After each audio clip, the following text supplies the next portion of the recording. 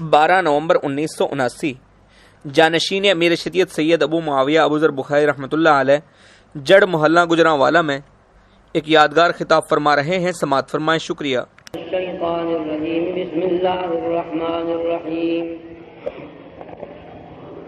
ان ابراہیم کان امۃ قانتا للہ حنیفا ولم یک من المشرکین شاکرا لانعمہ اجتباہ وہداہ الی صراط مستقیم وآتیناہ فی الدنیا حسنہ وَإِنَّهُ فِي الْآخِرَةِ لَمِنَ الصَّالِحِينَ۔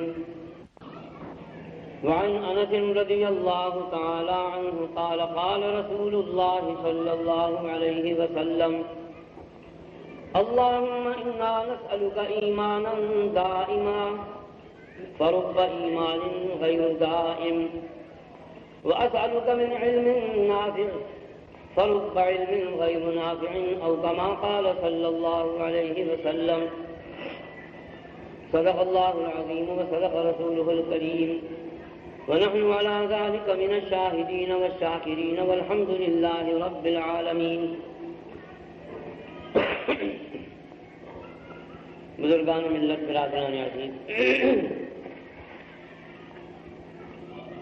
سال میں ایک آدھ مرتبہ آپ حضرات کی ملاقات ہو جاتی ہے، اور اس میں بھی آپ میں سے بہت سے نمازیوں کی محبت اور جذبہ خیرخواہی مجھے کھینچ لاتا ہے، اور مجھ پر اس سلسلے میں سب سے بڑا احسان میرے جماعت میرے سرار اسلام کے ساتھیوں کا، رضاکاروں کا ہے کہ وہ اپنی تمام تر انسانی کمزوریوں کے باوجود اس ایک غریب اور معذوب اور مظلوم جماعت کے ساتھ اپنے باپ دادوں کے وقت سے جڑے ہوئے ہیں، اور 48 برس کا ایک طویل اور عظیم عرصہ گزر رہا ہے، اور ہمارے ان رضاکاروں کی گویا اپنے بزرگوں سے لے کر اب تک تیسری نسل ہے جو اس جماعت کے ساتھ ایثار اور وفاداری کی روایت اور ریت نبھا رہے ہیں۔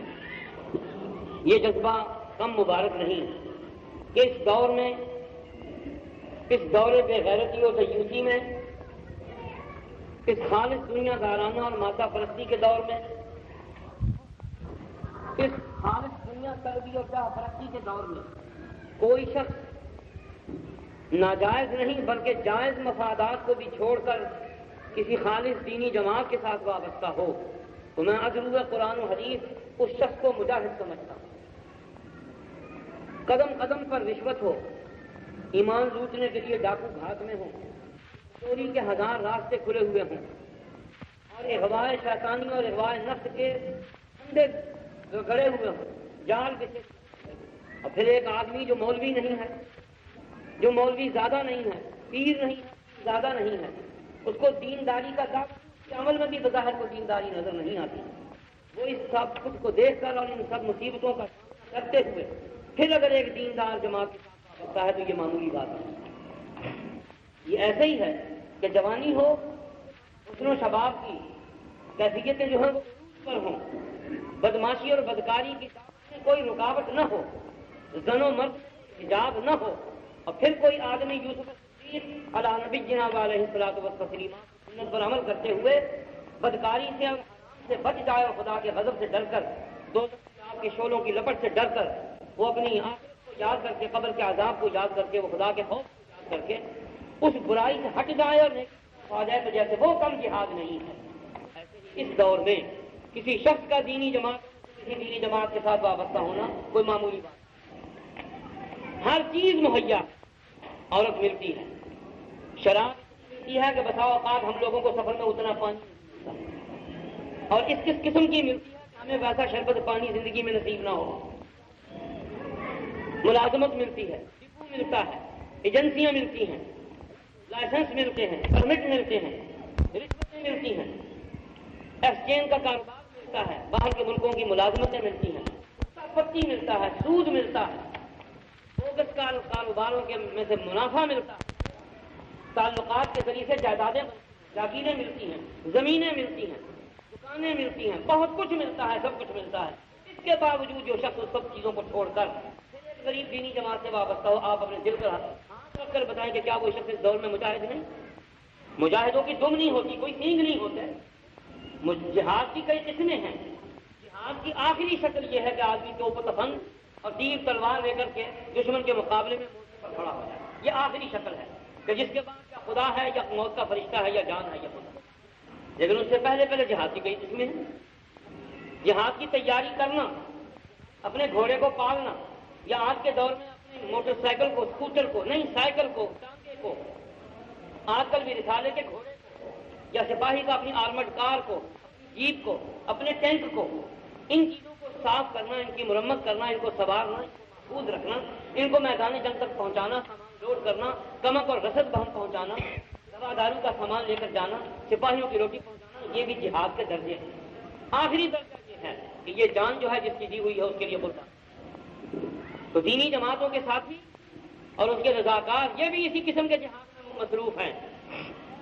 ان کے گھروں میں کیا تیاری ہے کہ دین کے لیے کام ہوگا، دین کی خدمت کے لیے ہمارے لیڈر ہم کو بلائیں گے، کوئی نہ کوئی تحریک کبھی ضرور چلے گی، کوئی نہ کوئی دعوت اور پکار ہم کو ضرور آئے گی، کبھی نہ کبھی ہم کو جلوس میں جانا ہے، کبھی نہ کبھی ہم کو جلسے میں شریک ہونا ہے، کبھی نہ کبھی ہمیں مظاہرہ کرنا ہے، کبھی ہماری پٹائی بھی ہوگی، کبھی ڈنڈے برسیں گے، کبھی اینٹیں پڑیں گی، کبھی گالیاں آئیں گی، کبھی اوپر سے گوبر کیچڑ پاخانہ بھی گرایا جائے گا، کبھی پیشاب بھی پھینکا جائے گا، کہیں سوڈے کی بوتلیں پھینکی جائیں گی، ٹماٹر اور گندے انڈے بھی پھینکے جائیں گے، ماں بہن کی گالیاں بھی دی جائیں گی، ایکسیڈنٹ بھی ہوں گے، خنجروں سے حملہ بھی ہوگا، ہینڈ گرنیڈ بھی پھینکے جائیں گے، اور پھر وقت ایسا بھی آ سکتا ہے کہ جان بھی جائے گی.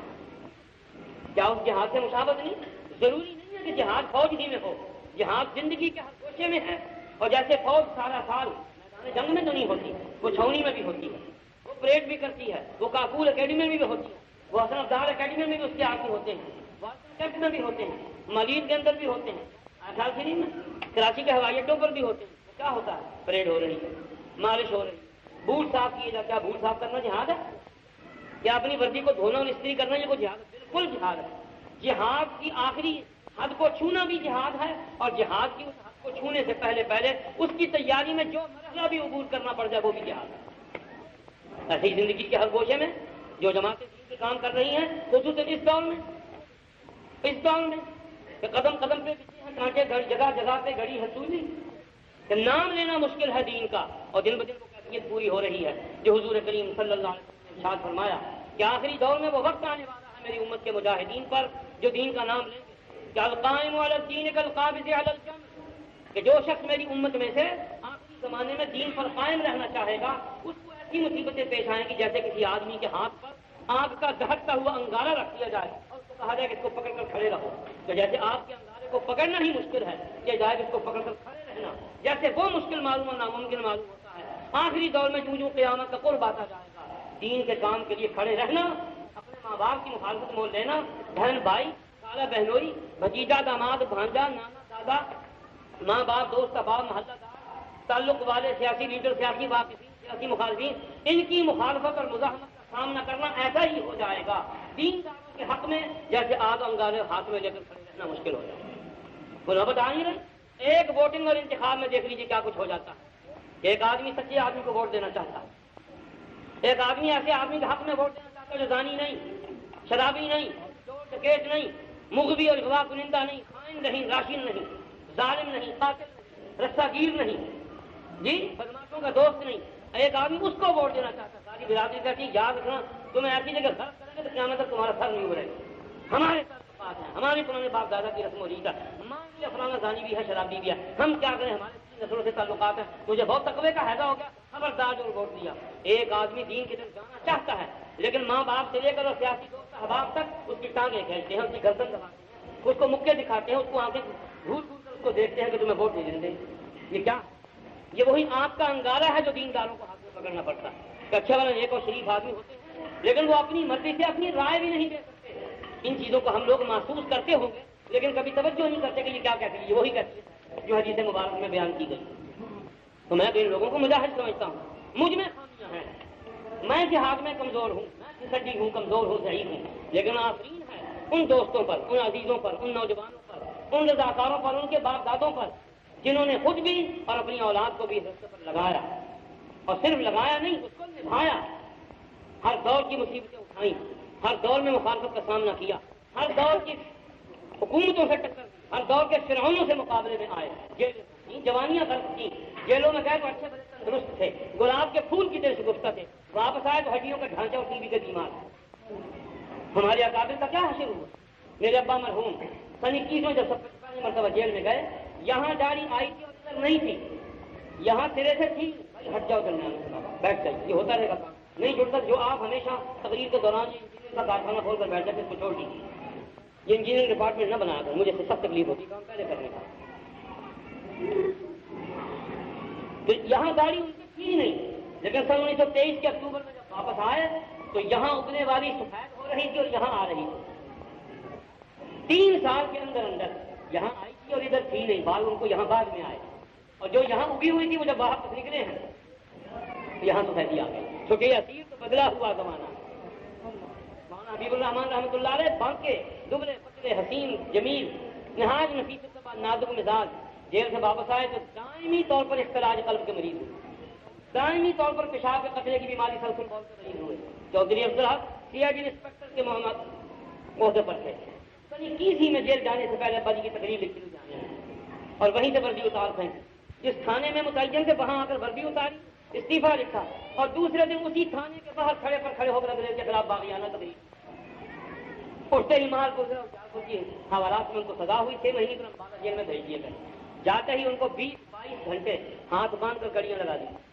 فارغ ہوا، دایاں ہاتھ اس کی جوانی میں ملازمت سے استعفیٰ دیتے ہی پہلے ہفتے میں پہلے دن کی قید میں معروف ہو گئے فارغ، اور جب باہر نکلے دائمی قبض دائمی سل، اس کے بعد وہاں جیل میں سرما کھلایا گیا۔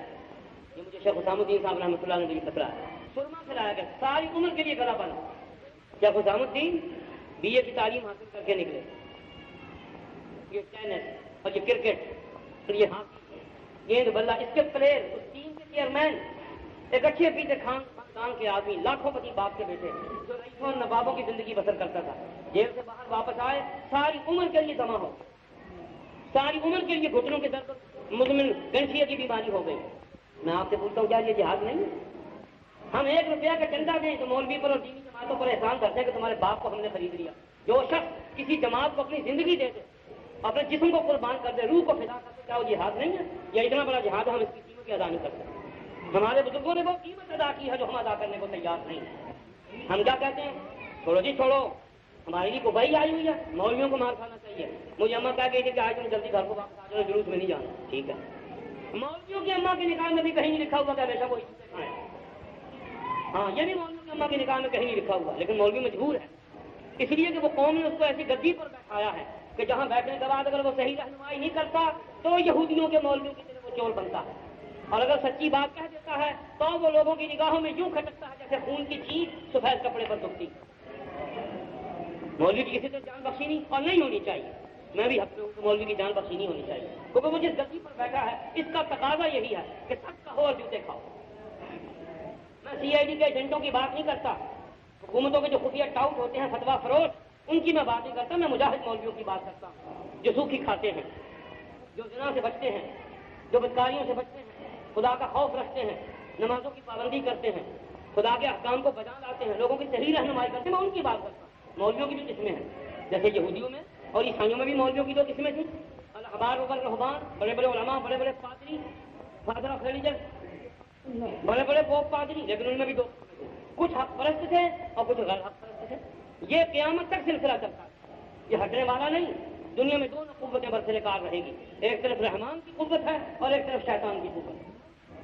جیسے رحمان کو ماننے والے افریقہ میں کالے بھی ہیں اور یورپ کے گورے بھی ہیں، پہاڑوں کے رہنے والے پٹھان اور روسی چینی ترک اور کرد بھی ہیں، افغان بھی ہیں، اسی طرح سے ویتنام کے وہ پتلے پتلے چھوٹے قد والے، چھوٹی چھوٹی آنکھوں والے، کالے باریک بالوں والے، چھوٹی چپٹی ناک والے، وہ بھی خدا کو ماننے والے۔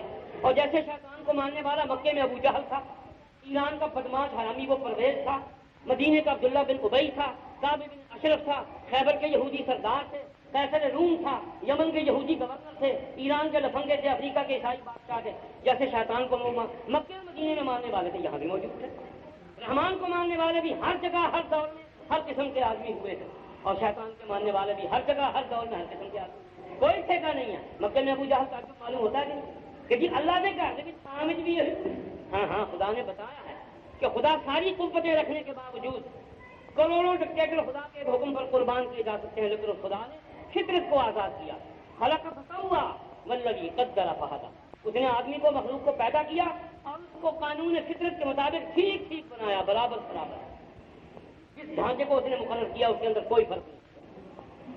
कच्चला फहदा, फिर अंदाजा मुकर्रर कर दिया कि इसकी इतनी कुव्वत है, इसको इतने अमाल की तौफीक मिलनी चाहिए, और दुनिया में ला करके खुला छोड़ दिया। और क्या फरमाया, हदैनाहुन नजदैन, हमने आदमी को पैदा किया और इसकी पैदाइश भी बड़ी तकलीफों में हुई। इसके बाप को तकलीफ करनी पड़ी, शादी की तैयारी करनी पड़ी, फिर इसकी माँ घर में आई, इसके बाप के फिर उसको तकलीफ उठानी पड़ी, फिर उसके पेट में ये बच्चा आया, फिर 9 महीने उसने अपने खून से इसको पाला, फिर ये जोंक की तरह लोथड़ा बना, फिर 6 महीने के बाद इसमें जान पड़ी और 9 महीने के बाद ये दुनिया में आया। फिर इसको 2 साल तक माँ ने गूंद इसका धोया, अपनी छातियों से अपने जिस्म का जौहर इसको पिलाया, अपनी जिंदगी का खुलासा इसके पेट में मुंतकिल किया, और खाने पीने के काबिल हुआ। चिड़िया के बच्चे की तरह जब उड़ने के काबिल हो तो कमाई को जब करे के दिखाएगा, कमाकर माँ बाप को जब खिलाएगा, वो तो सूरज ही नहीं शुरू होता है उससे।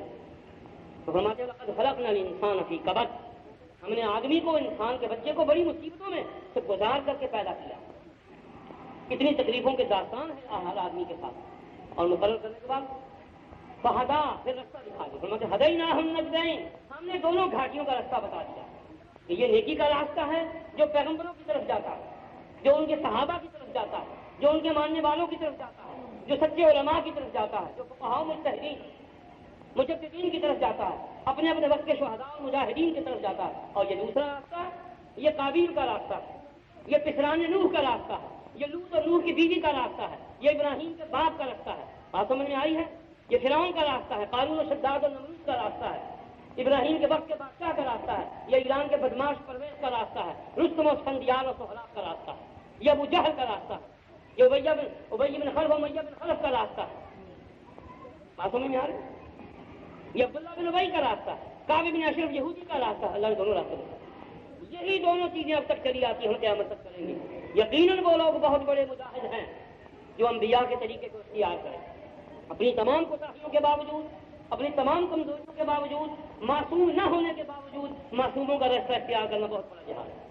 मासूम न होने के बावजूद मासूमों के रास्ते पर चलना, ये कांटों पर चलना नहीं, आग के बिस्तर पर सोना नहीं, बहुत बड़ी बात है। और फिर इस रास्ते में चलने के बाद कतन ये जरूरी नहीं कि राहत भी मिले, आराम भी पहुंचे, नफा भी हासिल हो, जान भी बच जाए, बीवी बच्चे को भी कुछ ना हो, माल भी जाए ना हो, जिसम को खराब भी ना आए, दुकान का भी नुकसान ना हो, वक्त भी जाए ना हो, कारोबार को कोई नुकसान ना पहुंचे, माँ बाप भी खुश रहे, दुनिया भी रहे, बागबान भी खुश रहे, राजी रहे, सयाद भी। ऐसा नहीं है, बल्कि कदम उठाते ही हम आग पड़ने की सोचा। गुरूर इश्क के एजाज और इस्तिकबाल की खातिर कभी कांटों का ताज उठा, कभी फूलों का हार आया। इस रास्ते में तो दोनों मुसीबतें हैं। फूलों का हार कौम एक दफा पहनाती है और कांटों का हार कई दफा पहनाती है। नारा तकबीर तो एक दफा लगाती है और जूते और गालियों से हमेशा इस्तेमाल करती है। तो बहुत बड़े मुजाहिद हैं वो लोग जो हम जैसे नाकारा लोगों को इस रास्ते के लिए दावत देते हैं, अपना बड़ा समझकर।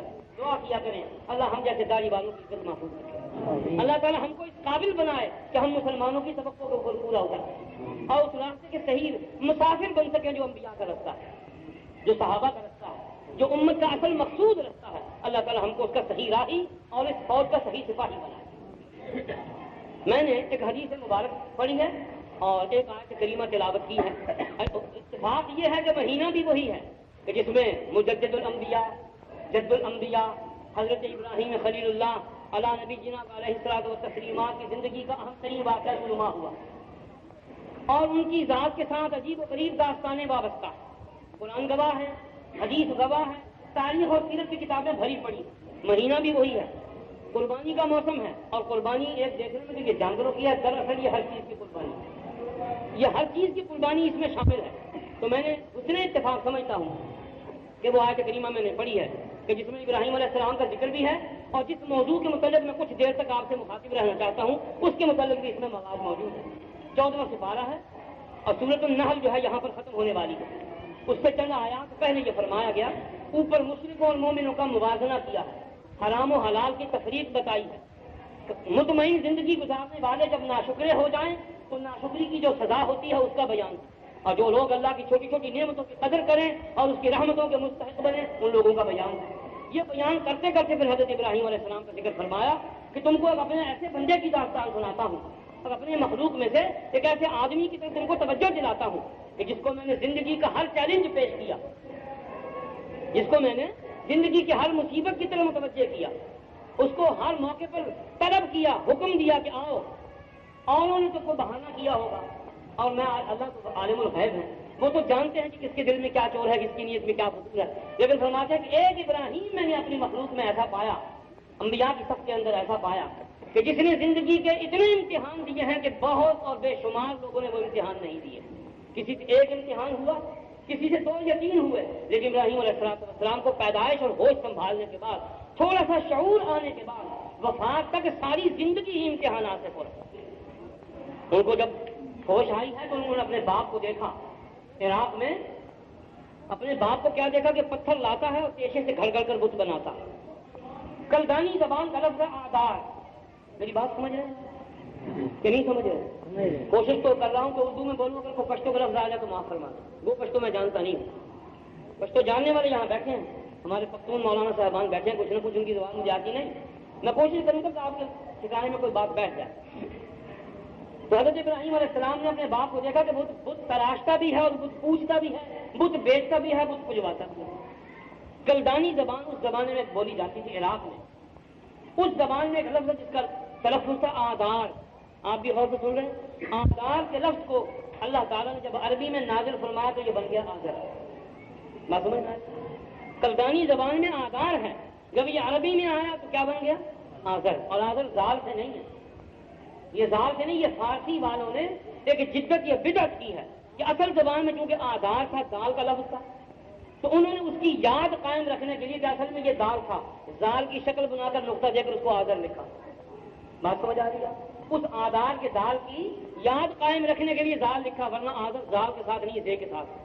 کیونکہ اللہ میاں زیادہ صحیح زبان بولتے ہیں یا آدمی؟ بولیے یہ تو آپ بولیں گے۔ قرآن کا 7واں سپارہ ہے، سورۃ الانعام ہے، تیسرا پاؤ ختم ہونے والا ہے، اس کے اندر رکوع شروع ہوتا ہے، وَإِذْ قَالَ إِبْرَاهِيمُ لِأَبِيهِ، کہیے وَإِذْ قَالَ إِبْرَاهِيمُ لِأَبِيهِ، آذر یہ زال سے ہے یا زے سے؟ زال سے ہے۔ تو اللہ کا کلام افصح ہے، فصیح نہیں، افصح الکلام، دنیا میں سب سے فصیح و بلیغ اور قوانین بلاغت کے مطابق ڈھلا ہوا کلام کس کا ہے؟ اللہ کا۔ یا اللہ کے کلام کے بعد کس کا کلام ہے؟ جناب نبی کریم رسول اولین والآخرین، خاتم النبیین وقائد النبیین والمرسلین، سیدنا محمد الرسول اللہ، کہہ لیجیے صلی اللہ علیہ وسلم، یا ان کا کلام ہے، یا پھر درجہ بدرجہ اللہ تعالیٰ نے جس کو معجزانہ کلام کی قوت بخشی اور معجزہ عطا فرمایا، یا کرامت عطا فرمائی، یا یہ سعادت نصیب فرمائی، جیسے فاروق اعظم، جیسے حضرت ثابت بن قیس، جیسے علی مرتضیٰ، جیسے معاویہ بن ابی سفیان، جیسے معاذ بن جبل، یہ وہ لوگ ہیں جو اپنے وقت کے عظیم انسان بھی تھے، عظیم مومن بھی تھے، عظیم فقیہ بھی تھے، عظیم مجتہد بھی تھے، اور عظیم ترین خطیب بھی تھے۔ ان حضرات کے کتب بخاری میں، ترمذی میں، تاریخ کی کتابوں میں موجود ہے، پڑھیے، 4 سطروں میں سمندر کودے میں بند، 4 سطروں میں، 2 فقروں میں، ایسا معلوم ہے کہ سمندر کودے میں بند۔ کلام ان کا آئے گا صحیح، تو اللہ نے وَإِذْ قَالَ إِبْرَاهِيمُ لِأَبِيهِ، آذر فرمایا، زال نہیں ہے، زا ہے، تو معلوم ہوا کہ زا ہی فصیح ہے۔ اب جو لوگ مولانا صاحبان ہو، طلباء اعظام ہو، ادباء کرام ہو، اگر وہ فارسی والوں کی پیروی میں زال لکھنا ضروری سمجھتے ہیں تو اس کو مذہب نہ بنائیں، یہ غلط ہو جائے گا۔ اللہ کے کلام سے مقابلہ ہے، اس قسم کا ایسی حرکت نہیں کرنی چاہیے، اس کو ذہی سے لکھنا چاہیے۔ جس دن سے ہوش سنبھالی ہے اور جس دن سے قرآن پاک کا ترجمہ پڑھا ہے، ہوش اور شعور کے ساتھ استادوں کے سامنے گھٹنے ٹیکے ہیں، زال سے لکھنا ترک کر دیا کہ خدا کے کلام کے بعد فارسی والے گھٹنے کون ہوتے ہیں؟ کون ہوتا ہے دوسرا خدا کے کلام کے مقابلے میں اپنی فصاحت و بلاغت کا سکہ جمانے والا؟ ہم نہیں کسی کو مانتے، فگر آؤٹ کر دو اس کو، جیسے بھی شائن، کوئی حقیقت نہیں اس کی۔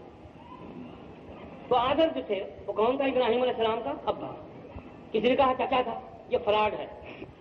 ایک مخصوص فرقہ سبائیوں کا، ان کا عقیدہ ہے کہ جس کو ہم اپنے پیشوا کہیں گے وہ معصوم ہوگا، یہ عقیدہ خود کھڑا، اور جو اس کا باپ ہوگا وہ اگر وہ معصوم نہیں ہے تو اس کو معصوم نہیں کہا جا سکتا، معصوم کے تخم سے ہی معصوم پیدا ہو سکتا ہے، لہذا دوسرا عقیدہ کھڑا کہ اس کے باپ کو بھی معصوم ہونا چاہیے، پھر اس کے دادے کو بھی، حتیٰ کہ آدم سے لے کر اپنے اس مفروضہ مقتدیٰ رہنما پیشوا امام تک انہوں نے کافروں کو بھی معصوم کہا، یہ عقیدہ انہوں نے گھڑا۔ کیوں؟ ایک جھوٹ بولا جائے جب تو اس کو پکا رکھنے کے لیے 100 جھوٹ اور مارنے پڑتے ہیں، اصول ہے۔ جب ایک آدمی جھوٹی کہانی بنائے گا تو پھر ایک لفظ نہیں ہوگا جھوٹا، پھر سارا تانا بانا جھوٹ کا بولنا پڑے گا۔ ماں باپ کے سامنے جھوٹ بولے، چاہے ایک آدمی جو لڑکا رات کو 12 بجے آئے سینما سے اور والد صاحب پوچھے وہ کتنے کیا کہا ہے، جی میں نہ مسیٹو ہے، ابھی یہ جھوٹ ہے، اتنے کی کرتا تھا کنجا کرتا وہ کہا کہ نفل پڑھنے سے نفل کے اپنے چوکھے ہوئے، 5 جھوٹ اس نے ایک جھوٹ کے لیے بولے.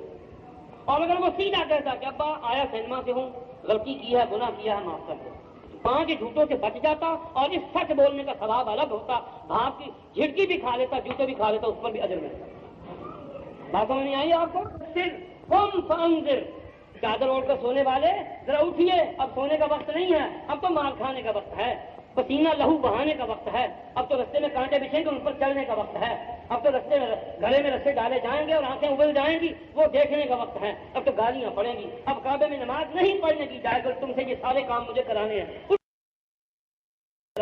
اٹھو انذر, اب ڈراؤ میرے عذاب سے اور آخرت کے احوال سے ڈراؤ اپنی امت کو, میری مخلوق کو. وربک فکبر, انہوں نے میرے مقابلے میں پتھر کے بت تراشے ہیں, ان کی عظمت قائم کرو اور میری بڑائی کا سکہ ان کے دلوں میں جماؤ.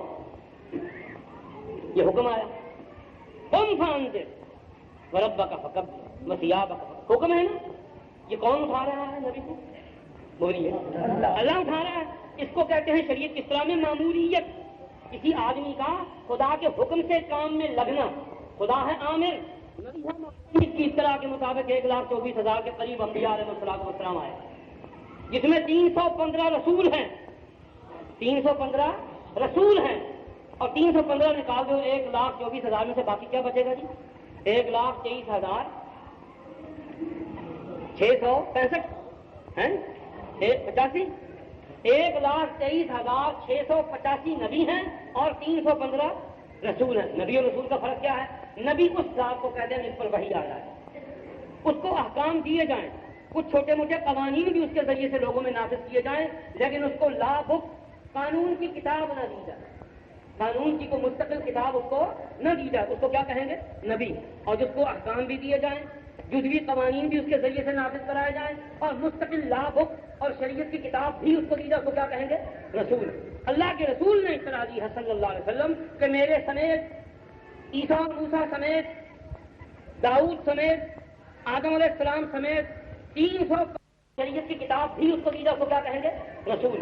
اللہ کے رسول نے اطلاع دی ہے صلی اللہ علیہ وسلم کہ میرے سمیت, عیسیٰ اور موسیٰ سمیت, داؤد سمیت, آدم علیہ السلام سمیت 315 رسول ہیں اور 1,23,685 نبی. تو ان میں سے جس کو بھی آپ پڑھیں گے, جس کا خاندان و سجا نسب بھی آپ پڑھیں گے, آپ کو کہیں نہیں ملے گا دعویٰ کہ یقیناً اس کا جو بڑا تھا وہ معصوم تھا. جب ان لوگوں نے جھوٹ بولا تو دوسرا جھوٹ یہ بولا کہ نبی معصوم جو ہوتا ہے, معصوم کا نبی ہو یا غیر نبی بھی ہو سکتا ہے, وہ غیر معصوم کے ہاں پیدا نہیں. ان کے ابا کو کیا کہا ہے؟ بولیے. مومن کہا, کیا کہا ہے؟ مشرک, کافر, کیا کہا ہے؟ مشرک اور کافر. اور ایک فرقہ کہتا ہے کہ وہ معصوم تھا. اب اگر کافر ہوتے ہوئے معصوم ہو تو پیشاب اور دودھ اکٹھے نہیں ہو سکتے, لہذا چوتھا عقیدہ یہ کھڑا کہ یہ ان کے ابا کا نام ہی نہیں.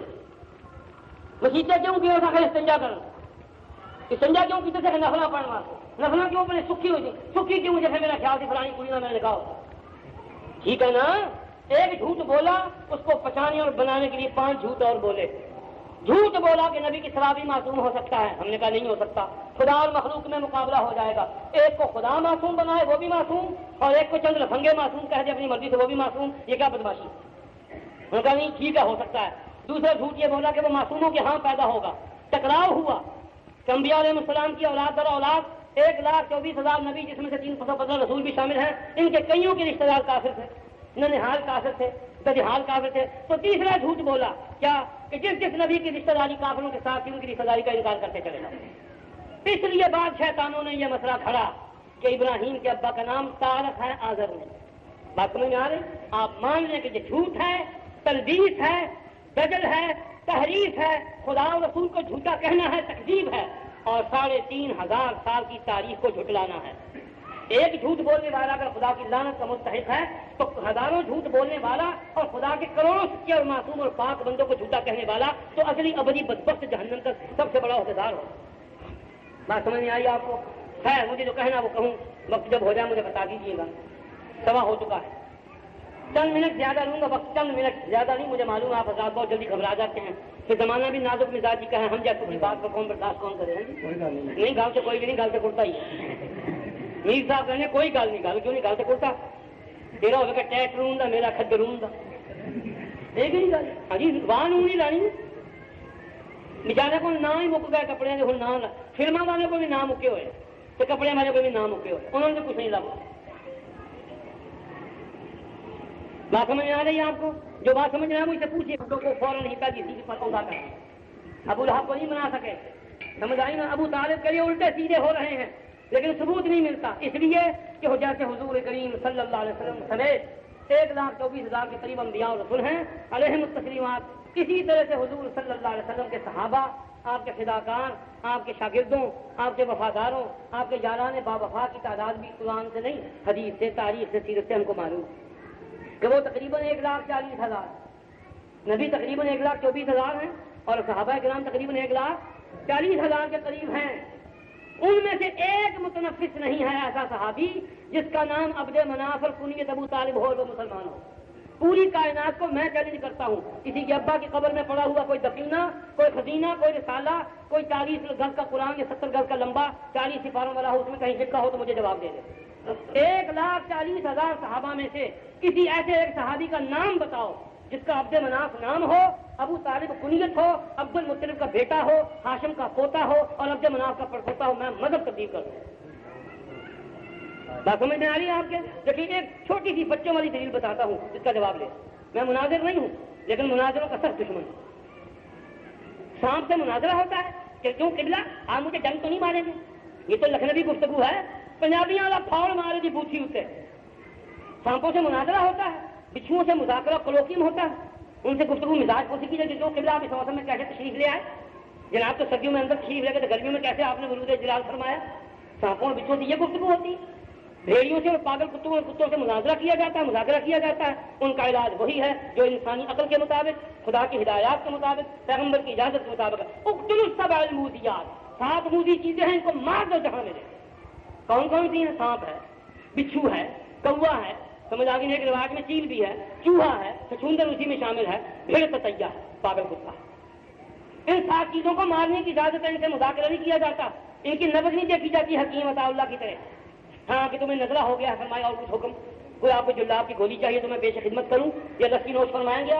سانپوں سے, بچھوؤں سے, پاگل کتوں سے, بھیڑیوں سے یہ گفتگو کی جاتی ہے. ان کا ایک ہی علاج ہے کہ گل باکشتن روزیت, ایک ہی بار اور ایک ہی بار میں سفایا, جو ان سے بحث نہیں ہوا کرے.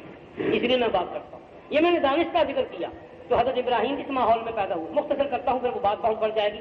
یہ داستان کو ایسی ہے کہ پھیلتی جائے, آدمی ختم ہو جاتا ہے, یہ قصہ ختم ہونے میں نہیں آتا. حسن یہ قصہ عشق در دفتر نہیں گنجت,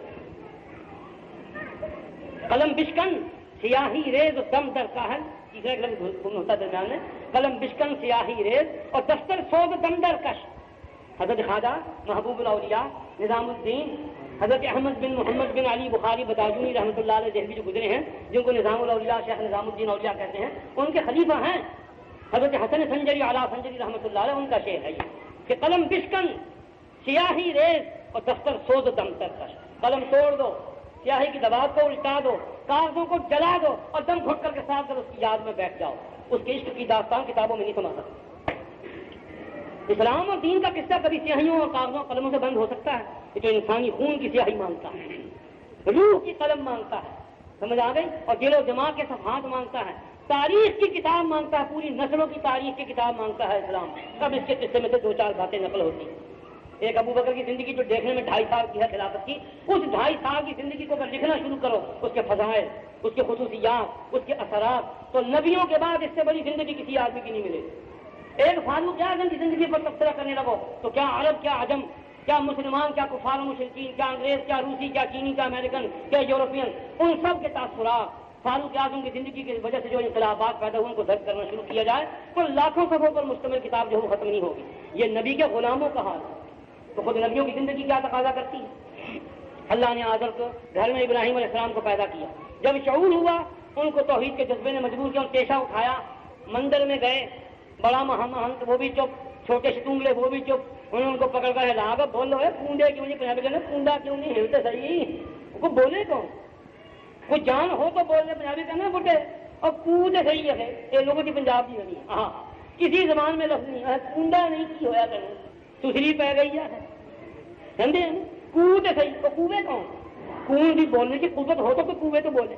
نہیں بولو انہوں نے ماریا پھاڑا کسی کی گردن کسی کا کن کسی کا نک لنڈے ٹنڈے منجے بچے انے کانے کر کے بڑا مہا مہنت وہ موڈے تے جاتا کہ لو جی حضرت جڑا آئے گا تسی فرما دینا کہ ساری کرتوت میں کی ابا آیا مہا مہنت آیا پادری آیا پروہت آیا پجاری آئے تو یہ کیا قیامت آ گئی ساڈے ایسے خدا نہ آیا برا سلوک نہ دے خدا نہ دے سلوک سوچا انہوں نے کہا بھی بات یہ ہے پورے شہر میں ایک نوجوان لڑکا ہے جو بگڑا ہوا ہمارا دھیان اس کے سوا کسی کی طرف نہیں جاتا اور اس کا نام ابراہیم عبرانی زبان میں عبرانی میں ابراہام اور عربی میں ابراہیم جیسے عبرانی زبان میں جد حق اور عربی میں اسحاق عبرانی میں جد حق اور عربی میں اسحاق عبرانی میں اور عربی میں یعقوب اور انگریزی میں جیکب ٹھیک ہے نا عبرانی میں اور انگلش میں موشے اور عربی میں موسیٰ وہاں یسوع اور ہمارے ہاں عیسیٰ وہاں ڈیوڈ اور ہمارے ہاں داؤد وہاں سولومن اور ہمارے ہاں سلیمان وہاں جوزف اور ہمارے ہاں یوسف یا نام بدلے ہوئے ہیں اور تو کچھ بھی نہیں حقیقت ایک ہی ہے آخر قرآن فال بنانے من دیوان بدن ابراہیم کی سی آئی ڈی شروع ہو گئی جھوٹا آدمی بہت جلدی بگڑ بدلتا اور سچا آدمی جو ہے اس کو بدلانے کے لیے کئیوں کو خود بدلنا پڑتا لایا گیا کہ یہ تم نے دیکھا کیا حشر ہے کہاں دیکھا ہے یہ کس نے کیا انہوں نے طنز کیا اور ایسا طنز کیا کہ شریف آدمی کے لیے تو ڈوب مرنے کا مقام کہیں گے یہ جو ان کے بڑے صاحب بیٹھے ان سے پوچھے انہوں نے کیا ہوگا فَسَأَلُوهُ ان قانون ينطقون انہی سے پوچھو یہ تمہیں خود بتائیں گے آخر تمہارے خدا جو ہے تم نے اصل خدا کو چھوڑ کر ان کو جو پوچھنا شروع کیا تو انہی سے پوچھو کہ ان کے کان کس نے کاٹے ہیں ناک کس نے توڑے ہیں سر کس نے پھوڑے ہیں آنکھیں کس نے اندھی کی ہیں میں کیا بتا سکتا ہوں تو وہ کہیں گے کہ یہ کبھی بولتے ہیں کہیں گے تمہاری عقل پر پتھر پڑے ہیں جو بول نہیں سکتا جو ہل نہیں سکتا وہ کر کیسے سکتا یہی تو میں تمہیں کہہ رہا ہوں تمہاری اندھی کھوپڑی میں بات نہیں آتی کہیں گے تم نے کیا کیونکہ بالکل اسی نے کیا ہے اور اسی نے کرایا ہے جس کے ہاتھ میں قدرت تو پہلی قربانی کا کیا موقع آیا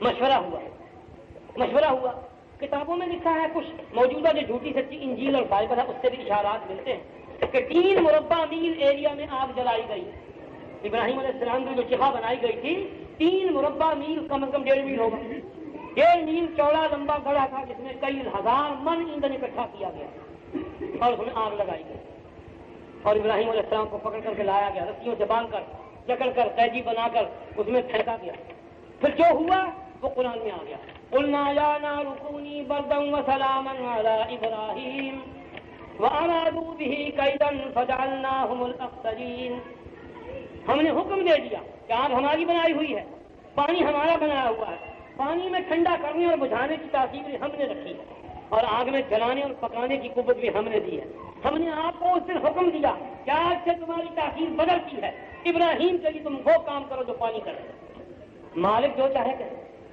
مالک کی مرضی یہ تو مالک چاہے جو کیونکہ آج وہ کام کرو جو پانی کیا کرتا ہے پانی تو ملے گا نہیں نہ پینے کو نہ بجھانے کو آج تم ٹھنڈی ہو جاؤ آگ جل رہی ہے لیکن ابراہیم کو باد نسیم کے جھونکے مارو وہ ارادو بھی قیدن ان کافروں نے اور دشمنوں نے مکمل مکاری کے ساتھ پلاننگ خفیہ تدبیر اور سازش کے ساتھ ابراہیم کو ختم کرنے میں کوئی دقیقہ نہیں چھوڑا فجعلناہم الاخسرین فرماتے ہیں ہم بدولت ان کو ذلیل و رسوا کر دیا آخری ہیلا تھا کسی کو آگ میں جلانا کیا کہا کرتے ہیں کہ تینوں سال کے سوا نہ کر دیا میرا نام مطلب کیا کہتے ہیں تخم بھی نہیں ملے گا ابراہیم کا معاذ اللہ کیا تخم مٹتا جنہوں نے ابراہیم کو مٹانے کی کوشش کی تھی ان کی نسلوں کا تخم مٹ گیا آج رات میں نمرود کی قبر پر پیشاب کرنے والا بھی کوئی نہیں قبر کو کیا ملے گا اس کے ماننے والے شتونگلوں کی قبروں پر پیشاب کرنے والا کوئی نہیں اور ابراہیم کی نسل میں تو وہ برکت ہوئی ہے بتاؤں حضرت ابراہیم علیہ السلام کے صرف ایک پوتے کی اولاد میں صرف 3000 نبی پیدا ہوئے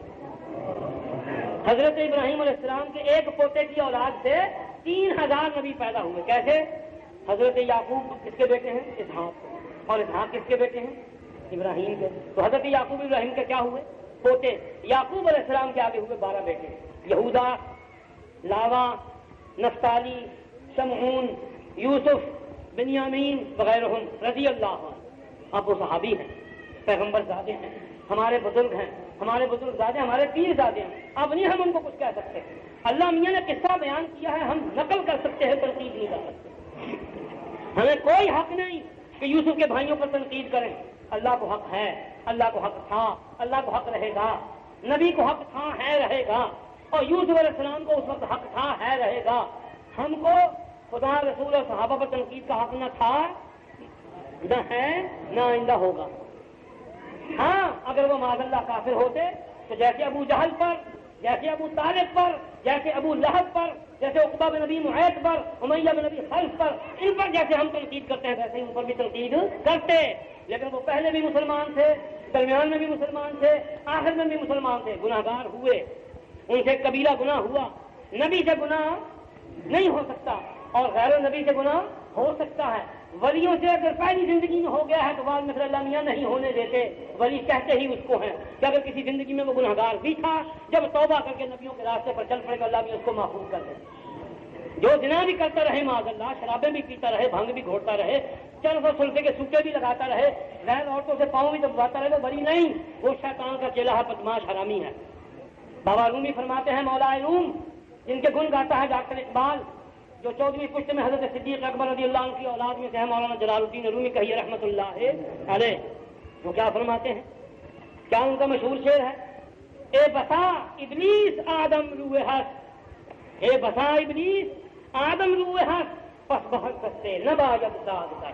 خبردار میرے شاگرد، میرے عقیدت مند، میری کتاب پڑھنے والے، میری مسندی کے عاشق، میرے میں ماننے والے، ہر آدمی کو پیر مرشد کتب غوث سمجھ کے ہاتھ میں ہاتھ نہ دے دینا. بڑے بڑے شیطان ولیوں کے روپ میں بھی آ جایا کرتے. ہاتھوں کو دیکھو، ہاتھوں کو بھی جانچو اور ہاتھوں کی کرتوت کو بھی اچھی طرح جانچو. آدمی کو جانچو، اس کے شب و روز دیکھو، اس کی خفیہ زندگی کی جھلک ماں بہنوں کے ذریعے سے پتہ کرو، اس کے کھانے پینے کے ذرائع کٹولو. حرام کی آمدنی تو نہیں آتی، جھوٹ تو نہیں بولتا، بیوی پر ظلم تو نہیں کرتا، ہمسایوں کو تنگ تو نہیں کرتا، مہمانوں کے ساتھ تذلیل آمیز سلوک تو نہیں کرتا، حرام تو نہیں کھاتا، حرام کرتا تو نہیں، شریعت کے خلاف تو نہیں کرتا، نمازیں تو نہیں خائب کر دیتا. کیا کرتا ہے سب کچھ دیکھا جائے گا. جیسے نبیوں کی زندگی اسوہ معیار اور آئیڈیل ہوتی ہے، نبیوں کے بعد اولیاء اللہ کی زندگی درجہ بدرجہ وہ بھی معیار ہوتی ہے، اسوہ ہوتی ہے اور آئیڈیل ہوتی ہے. اولیاء اللہ کو دیکھ کر صحابہ سمجھ میں آتے ہیں اور صحابہ کو دیکھ کر نبی سمجھ میں آتا ہے اور نبی کو سمجھ میں جو تو خدا سمجھ میں آتا ہے. یہ تو سیڑھی ہے. کیا ہوا پھر؟ انہوں نے غلطی کی. کیا غلطی کی؟ مسئلہ ہے علم عقائد میں لکھا ہوا کہ نبی کی توہین کفر بلکہ واجب القتل بنا دیتی ہے. نبی کی توہین یہ نہیں کہ گالی سے نہیں، کسی طریقے سے ہو جائے. نبی کی معاملہ نقل اتار دے، تو کہہ کر بلا دے، نام لینے کا حکم نہ ہو اور نام لے. حضور پاک صلی اللہ علیہ وسلم کا پہلے صحابہ کو نام لینے کی اجازت تھی شروع میں، ایسے ہی نہیں یا رسول اللہ کے نعرے لگ رہے. میں وجہ بتاتا ہوں. ہاں پہلے جو آتا کہتا یا محمد السلام علیک، حضور جواب الشرف علیہ السلام. بنو تمیم کے کچھ بدو اور دیہاتی قسم کے صحابی آئے، بیچارے ان پڑھ، نہ خاندار، نہ تربیت شدہ، نہ تجربہ کار. دوپہر کا وقت حضور کے آرام کا وقت تھا. حضور ہماری طرح سوتے نہیں تھے. ہم تو ماشاءاللہ صرف 10 روٹیاں کھاتے ہیں ناشتے میں. بہت ہم فاقہ کشی کرنے والے، بڑے پرہیزگار متقی. ہم مٹورا رسیدہ چاہیے، پوری سلام چاہیے، پنی ہوئی سکی ناشتے واسطے 10-15 پروٹے، 2 چین کا چاہ دیے، 2 درجن انڈے، ایک جی صاحب کا مولانا کا ناشتہ، کہ باقی منصور ہی کھان رہ کے باقی رہ گئی. نبیوں کی زندگی تو پھر حدیث کو پڑھ لو سمجھ میں آ جاتی. عائشہ صدیقہ فرماتی کہہ لو سلام اللہ علیہا، اونچی آواز سے کہیے سلام اللہ علیہا. فرماتی واللہ ما شبع آل محمد قط یوما، خدا کی قسم عائشہ صدیقہ مسلمانوں کی ماں، جس ابو بکر کے تخم سے پیدا ہوئی اس کی بھی روحانی ماں. سبحان اللہ، یہ ہے درجہ عائشہ کا. جس ابو بکر کے تخم سے پیدا ہوئی اس کی بھی روحانی ماں، اس لیے کہ ابو بکر کے نبی کی وہ بیوی ہے. جب آتے تھے بات میں سے بات آتی، کیا کروں میں تو پاگل ہوں اس موضوع پر. جب دروازہ کھلواتے تھے حضرت صدیق اکبر اپنی بیٹی کا دروازہ، تو پتہ کیا فرماتے تھے؟ افتح الباب یا امنا، ہماری ماں دروازہ کھول. حالانکہ وہ بیٹی، حدیث میں تاریخ میں لکھا کہ جب دروازہ کھلواتے تھے یہ نہیں فرماتے تھے یا عائشہ تو افتح الباب، دروازہ کھول کر کھلیے جی میں بابا ہوں گا ڈانگ ٹھوک دا ہے وہاں کی کون آ گئے اکیلا کھول، کون آ گئے بندے ہوئے ہیں چھیتی بوا کھول، ہاتھ گیا ہے توڑ کے. ابو بکر صدیق آتے ہیں اور دروازہ کھلواتے ہیں یا امنا افتح الباب، ہماری اماں دروازہ کھولو. حالانکہ ابو بکر کے تخم سے پیدا ہونے والی بیٹی، وہ بیٹی جو ابو بکر کی بھی روحانی ماں ہے اور نبیوں کو چھوڑ کر پوری امت کی ماں ہے. نہیں پر کئی ہلاکوں امتوں کی ماں ہے، وہ امتوں کی ماں ہے جی. نبیوں کو چھوڑ کر وہ امتوں کی ماں. کیوں؟ حضور صلی اللہ علیہ وسلم خود فرماتے ہیں انا نبی الانبیاء، میں صرف اپنی امت کا نبی نہیں، میں نبیوں کا بھی نبی ہوں. کوئی نبی جو مجھ سے پہلا گزرا ہے ایسا نہیں جس نے پیش کی میرا کلمہ نہ پڑا. کہہ دو صلی اللہ علیہ وسلم صلی اللہ علیہ وسلم صلی اللہ علیہ. عجیب درجہ خدا نے بنایا. تو حضرت عائشہ کیا فرماتی ہیں؟ واللہ ما شبع آل محمد یوما قط. خدا کی قسم ہم محمد کے گھرانے والوں نے کبھی ایک دن بھی پیٹ بھر کر روٹی نہیں کھائی. قسم کھائی ہے اس ماں نے جو نبیوں کے بعد ساری دنیا کی ماں. اور صحابہ فرماتے ہیں, ام المومنین عائشہ فرماتی ہیں, ام سلمہ فرماتی ہیں کہ 3 مہینے نبی کے گھر میں چولہا نہیں جلا. وکانت تعامنا فیہا تلک الایام. اور جب چولہا نہیں جلتا تھا, ہنڈیا نہیں پکتی تھی, روٹی نہیں پکتی تھی, ہمارا کھانا کیا ہوتا تھا؟ الماء والتمر, کھجور کا دانہ اور پانی کا گھونٹ. 3 مہینے کھجور کا دانہ اور پانی کا گھونٹ. ہے ہمت؟ ہے نبی کی سنت پر چلنے کی ہمت؟ ہمیں تو ایک ہی حلوے والی سنت یاد ہے. بغدادی کہتے ہیں کی کہتے منڈے کو پڑھاؤں گے حافظ قاری صاحب اخے پر الحاء, اور کہنا جی میں تو نہیں نکل دی ایڈی موٹی, اور کہنا بے وقوف نہ معقول حلوے والی ہے, جلدی نکالو. سن ہے بھی قاعدہ بغدادی جی بھی حلوے والی ہے کہہ کے بلاؤں گے. یہ حلیم والی ہوگی تب بھی مصیبتوں بھی کھان پین کی چیز ہے میرے پاس, اب نہ کھان پین دے ہوں گے. بات سمجھیں آپ؟ ہاں جی. تو نبی کے گھرانے میں تو یہ قصہ ہوتا ہے. جو کچھ میں کہہ رہا ہوں اس کی توجہ کریں ذرا. تو میں کہہ رہا تھا کہ جب ایک جھوٹ بولا جائے گا اس کو بچانے کے لیے 10 جھوٹ اور بولنے پڑیں گے. یہی میں نے کہا تھا. ہاں جی وہ آتا ہوں ماشاء اللہ. اچھی طرح آپ نے وارننگ کی, جزاک اللہ جزاک اللہ.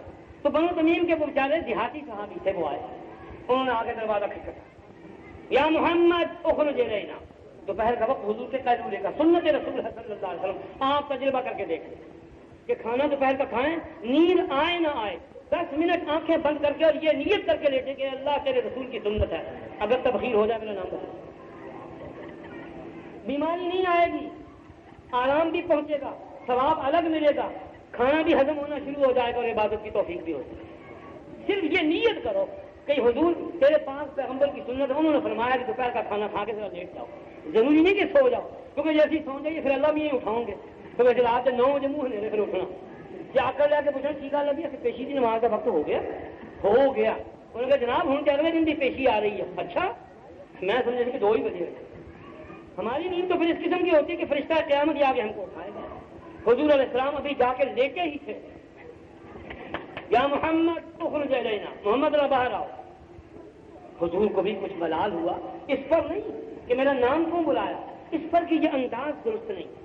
اور ویسے بھی اخلاق کے طور پر دیکھا جائے, اگر ایک آدمی جو 24 گھنٹے میں سے اکثر زندگی کا حصہ قوم اور دین دنیا کی اصلاح کے لیے وقف کر چکا ہو, اگر اس کو 5 منٹ گھر میں وقفہ بھی نہ کرنے دیا جائے تو یہ اس کے حقوق میں مداخلت ہے کہ اس کو تنگ کرنے کے برابر ہے. حضور کے قلب مبارک پر بھی بہت بڑا رنگ چہرے مبارک کا سرخ ہو. باہر نکلے, فرماتے کیا بات ہے؟ کبھی ہم دیہات سے آئے ہیں, ہم قوم اعراب, فذالک الامر فذالک الامر فکیف ھذا وکیف ھذا ما تقول فی ھذا, مسئلے پوچھنے لگ گئے. حضور نے مسئلے تو بیان فرما دیے. وہ الگ ہو کے مسجد میں بیٹھا, اسی وقت میں فرشتہ آ گیا کہ آج تو تم نے یا محمد کہہ دیا ہے, اب سے لے کر قیامت تک اب حضور کو اگر بلاؤ گے تو نام لینا جرم ہے. اس کا وہ لقب بلاؤ جو میں نے اس کو دیا ہے. کہو یا رسول اللہ. کیا حکم آیا؟ کیا کہو؟ یا رسول اللہ. یہ حکم آیا کہ کہو. اس دن کے بعد کوئی مائی کلال ثابت کر سکتا ہے کہ کسی صحابی نے حضور کا نام لیا؟ نہیں لیا. تو یا نبی اللہ کہا, یا رسول اللہ کہا. بعدوں میں اب لوگوں نے نعرہ بنا لیا, یہ تو لقب ہے رسول کریم صلی اللہ علیہ وسلم کا, نعرہ نہیں. نعرہ تو لا الہ الا اللہ کے بعد کیا ہے؟ نعرہ تکبیر. کہہ دیجیے نعرہ تکبیر اللہ. یہ ہے نعرہ. صحابہ نے بھی یہی نعرہ لگایا. پڑھ لیجیے خیبر میں فتح مکہ کے دن کہ جب آئے مکے کے قریب صحابہ, فکبروا وحللوا, انہوں نے نعرہ تکبیر لا الہ الا اللہ اکبر کہہ کر کے پکارا. نعرہ تو ہے یہ, باقی جو مرضی کسی کی بنا لے, ہم کسی کو روک نہیں سکتے. صنعت کا زمانہ ہے, میٹیریلزم کا زمانہ ہے, مکینک کا زمانہ ہے, اور صنعت کار بہت اونچے درجے کے ہے. ٹیکنالوجی انجینئرنگ کا دورہ ہے. جو چاہے فیکٹری بنا لے, کوئی روکنے والا ہے. نعروں کی فیکٹریاں بھی بنی ہوئی ہیں, اور ایسے ایسے نعرے ایجاد ہوئے ہیں کہ ہمارے چند کچھ نے کبھی سنے بھی نہیں, تخیل بھی نہیں آیا. نعرہ اللہ کا, نعرہ رسول اللہ کا, نعرہ صحابہ رسول اللہ کا ایک ہی تھا, نعرہ تکبیر اللہ. تاریخ میں, حدیث میں, سیرت میں کہیں ثابت نہیں کہ اس کے سوا صحابہ نے کوئی اور نعرہ لگایا. امت کا اصل نعرہ یہی ہے, رسول اللہ کا نعرہ یہی ہے, صحابہ کا نعرہ یہی ہے, گویا اللہ کا نعرہ بھی یہی ہے, اور پیغمبر کا نعرہ بھی یہی ہے, نعرہ تکبیر اللہ. تو اس دن جگہ کب آ گیا؟ تب صحابہ جو کرتے تھے تو یا رسول اللہ ایسا ہوا, مجھے فلاں بات پیش آ گئی. نام لینے کا حکم اس دن سے بند ہو گیا. اس کا یہ مطلب نہیں کہ کتاب میں، تحریر میں، گفتگو میں، حدیث شریف میں حضور کا نام ذکر کرنا نہیں. جب حضور کو پکارنا ہو، جب حضور سے مخاطب ہونا ہو، جب حضور کی خدمت میں کوئی عرض معروض کرنی ہو تو نام لینے کی اجازت بند ہو گئی. بہرحال مسئلہ دور چلا جائے گا، میں واپس آ جاؤں. مجھے تو ابراہیم علیہ السلام کی بات کرنی تھی، اور جو حدیث شریف میں نے پڑھی اور تقریر کے آغاز میں نے مجاہدین امت کی جو میں نے تمہید باندھی، مجلس حرار اسلام کا ذکر کرتے ہوئے اس کے اکابر، اس کے زعماء، اس کے رضاکار، اس کے معاونین، اس کے اراکین، جن کی سیرت ہمارے لیے اسوہ ہے اور مشعل راہ ہے، اور جن کی دیوانگی، جن کا جنون عشق دیکھ کر ہم پاگل ہوئے، میں نے جن کی تمہید باندھی تھی اس کے ساتھ میں جوڑ ملاتا ہوں کہ گمراہی کے دور میں ثابت قدمی سب سے بڑا جہاد ہے. نیکی کے دور میں نیکی پر قائم رہنا وہ جہاد نہیں. جب سارے ہی مسجد میں نمازی ہو، جب سارے ہی شراب اور چاٹ پڑھنے والے ہوں، اگر میں تم کوئی اٹھ کر پڑھ لے تو کون سا کمال ہے؟ کمال وہ ہے کہ ایک آدمی مسجد میں معاذ اللہ آنے کو تیار نہ ہو. محلہ باغی ہو، نوجوان باغی ہوں، سینما آباد ہوں، چکلے آباد ہوں، کریٹیکل کمپنیاں آباد ہوں، بازاروں میں اڈے بنے ہوئے ہوں، تاش جاری ہو، چوسر نرد جاری ہو، شطرنج ہو رہا ہو، بٹیر بازی ہو رہی ہے، مرغ بازی ہو رہی ہے، اور بازیاں، بدماشیاں، بدکاریاں، زناکاریاں ہو رہی ہوں. پھر ایک آدمی رات کو 2:30 بجے آ کے مسجد کا دروازہ کھولے، دسمبر جنوری کا موسم ہو، ٹھنڈے پانی سے وضو کرے، پھر اللہ کے رسول کا حکم سمجھ کر 8 رکعتیں یا 12 رکعتیں تہجد پڑھے، سجدے میں سر رکھ کر روئے. عمر جوانی کی ہو، تقاضا شہوت کا شادی کا ہو، حسن کی اور شباب کے لذت اندوزی کا ہو، اور لیکن وہ روئے سجدے میں سر رکھ کر، اور قرآن کی اس آیت کا وہ مصداق بنے. وہ کیا آتا ہے جی؟ الصابرین والصادقین والقانتین والمنفقین والمستغفرین، کہ میرے بندے وہ ہیں الصابرین، مصیبتیں آ جائیں تو پہاڑوں کی طرح جم جاتے، والصادقین، جب بات کہنے کا موقع ہو تو سچ سے کبھی ٹلتے نہیں، والقانتین، غلاموں کی طرح میری پوجا کرتے ہیں، غلاموں کی طرح میری اطاعت کریں، والمنفقین، اور جو کچھ میں نے نعمتیں دی ہیں اللہ کا میں فرماتے میرا نام آئے تو بے دریغ میرے رستے میں خرچ کرتے ہیں، والمستغفرین بالاسحار، اور جب سحر کا وقت ہوتا ہے تو سجدے میں رکھ کر یوں روتے ہیں کہ بھوکا بچہ، کبتے ہوئے ریت پر لیٹا ہوا کوئی راہگیر مسافر معذور، یہ جس کی ماں مر گئی ہو، جس کا باپ مر گیا ہو، جب اس کے کلیجے پر غم کا آرا چلے وہ بھی یوں طلب کر نہ روئے، جو سحر کے اندر سجدے میں سر رکھ کر میرے سامنے یوں روتا ہو، میں اس کو اپنا بندہ سمجھتا ہوں. اولیاء اللہ، اللہ کے نیک بندے، تابعین، تبع تابعین، صحابہ کرام یوں ہی روتے ہیں. ہچکی بن جاتی تھی. رسول اللہ صلی اللہ علیہ وسلم ایک دفعہ سجدے سے اٹھے، صحابہ قسمیں کھا کر بیان فرماتے ہیں کہ آپ کی جہاں پر پیشانی مبارک تھی وہاں زمین گیلی تھی، آنسوؤں سے سب بھیگی ہوئی تھی. اور واقعہ یاد آ گیا تو میں آپ کو سناتا ہوں. ہمارے امام اعظم کا کیا نام ہے؟ حضرت امام ابو حنیفہ نعمان ابن ثابت ابن زوطا ابن ماہر ہندی السندھی کہہ دو رحمۃ اللہ علیہ. حضرت امام اعظم سندھی ہیں. کان من قوم ضبط خرجوا آباؤه من السند الى ایران فانتقلوا الى سلاطین الفرس ومنها هنا انتقلوا الى البصرة والعراق. آیا سمجھ میں؟ امام اعظم سندھی جاٹوں کے میں سے ہیں. جٹ کسی جٹ کو ٹھیکہ کو شریعت کسے سید تھا؟ جب سید کتے لڑائیں گے، جب سید کنجریوں کے پاس جائیں گے، جب سید قتل کرائیں گے، جب سید شرابیں پیئیں گے، اللہ نے چونوں کو مسلمان کرے گا اور دین کے سپورٹ کرے گا. کسی کے ٹھیکے میں نہیں ہے. اللہ کا دین سب کے لیے، جو اس کو قبول کر لے وہی اس کا اہل ہے. ابن سیرین اپنے وقت کا امام ہے تعبیر کا. مادر زاد ولی پتہ کون تھا؟ ایران کے کافر غلام زادہ، کافر غلام زادہ. عطا ابن ابی رباح مدینے کا سب سے بڑا فقیہ، کالے رنگ کا حقی، پتہ کون تھا؟ غلام زادہ. اللہ کے ہاں کسی کا ٹھیکہ نہیں. نوح کا بیٹا دوزخ میں جائے گا اور ایران کے کافر زادوں کا بیٹا جنت کا بادشاہ. یہ کوئی ٹھیکہ نہیں. تو حضرت امام اعظم کا نام پتہ کیا ہے؟ نعمان. کنیت کیا ہے؟ ابو حنیفہ. باپ کا نام کیا ہے؟ ثابت. دادا کا نام کیا ہے؟ زوطا. اور دادا کا نام کیا ہے؟ ماں. قوم کیا ہے؟ مسلمان. ذات گوت کیا ہے؟ جٹ. اصل میں کہاں کے تھے؟ سندھ کے. یہاں سے گئے اور ایران میں آواز ہوئی. یاد رکھنا، میں تو تنوع پن دے پایا، پن دے، میں تو اس کے بغیر چل نہیں سکتا، میری فطرت ہے. ہاں اگر کوئی بری بات کہوں تو مجھے لوٹا دے، اور آپ کو دکھ پہنچے میری کسی بات سے وہ اللہ کے لیے معاف کر دے. صحیح کہوں اور اس سے تکلیف بھی ہو تو قبول کریں کہ دارو و تلخ دفعی مرض، کڑوی دوا اچھا جلاب ہوتی ہے. کوڑیاں گلا ذرا صفائی کر دی ہیں. دین کی باتیں نفس کو، شیطان کو، اس کے دوستوں کو، نفس پرستوں کو، پیٹ کی پوجا کرنے والوں کو، شہوت پرستوں کو اچھی معلوم نہیں ہوتی. مسلمان کو، اللہ رسول کے ماننے والوں کو تھوڑی دیر کے لیے ناگواری تو ہوتی ہے، لیکن اس کے بعد ان کا دل، ان کی روح، ان کی جان اس کو فوراً قبول کرتے ہیں. تو حضرت امام اعظم رحمۃ اللہ علیہ کے بعد بڑے دوسرے امام کون ہیں؟ میں جان بوجھ کر یہ کہہ رہا ہوں. امام مالک. کیا نام ہے؟ امام مالک۔ امام ابو حنیفہ سے 10 سال چھوٹے تھے۔ حضرت امام اعظم سن 80 ہجری میں پیدا ہوئے اور باختلاف روایتین امام مالک بن انس الاصبحی 90 یا 92 ہجری میں پیدا ہوئے۔ تیسرے امام کون ہیں؟ حضرت امام عبداللہ محمد بن ادریس الشافعی۔ چوتھے امام کون ہیں؟ امام احمد بن حنبل الشیبانی۔ چوتھے امام کون ہیں؟ امام احمد بن حنبل الشیبانی۔ بات سمجھ آ رہی؟ ان کے دور میں 4-5 آدمی اور مشہور تھے، مجھے جو بات سنانی ہے وہ یہ ہے۔ ایک تھے ابن ابی شبرمہ، ایک تھے ابن ابی لیلہ، اور ایک تھے سفیان ثوری، اور چوتھے تھے شام میں امام عبد الرحمن الاوزاعی۔ سب کے لیے کہہ دیجیے رحمت اللہ علیہم، رحمت اللہ علیہم۔ امام اوزاعی رحمت اللہ علیہ کی سیرت میں نے پڑھی تھی 1948 میں، اس کے بعد ایک آدھ دفعہ دیکھا پھر موقع نصیب نہیں ہوا۔ الحمدللہ جو پڑھا تو اب کتابیں چھپی اس کی تصدیق ہو گئی۔ امام اوزاعی رحمت اللہ علیہ کی سیرت شام سے چھپی ہے، اس کو پڑھیے، علماء کرام طلباء نظام عربی پڑھنے والے اس کو پڑھیں اور دیدہ عبرت کھول کر کے پڑھیں کہ اللہ کے بندے کیسے گزرے۔ ایک بڑھیا مائی کی روایت راوی نے نقل کی ہے کہ وہ حضرت امام اوزاعی کی مسجد کے پاس سے جو گزری تو دوپہر کا وقت تھا اور ایک صف سوکھنے کے لیے باہر مسجد کے صحن میں پڑی تھی، اور وہ صف جو تھی کئی فٹ مربع میں بھیگی ہوئی پڑی تھی، کئی فٹ مربع میں بھیگی ہوئی پڑی تھی۔ تو بڑھیا کھڑی ہو گئی، جیسے آج کل کی بڑھیا کو آ جائے ہاں ہے کالے سچی پیڑھی ہٹ گیا بیٹا ختمہ نقصان پہلا بیڑا ہی گلا ادھر بال رکھے مسیحتے منہ چل گیا۔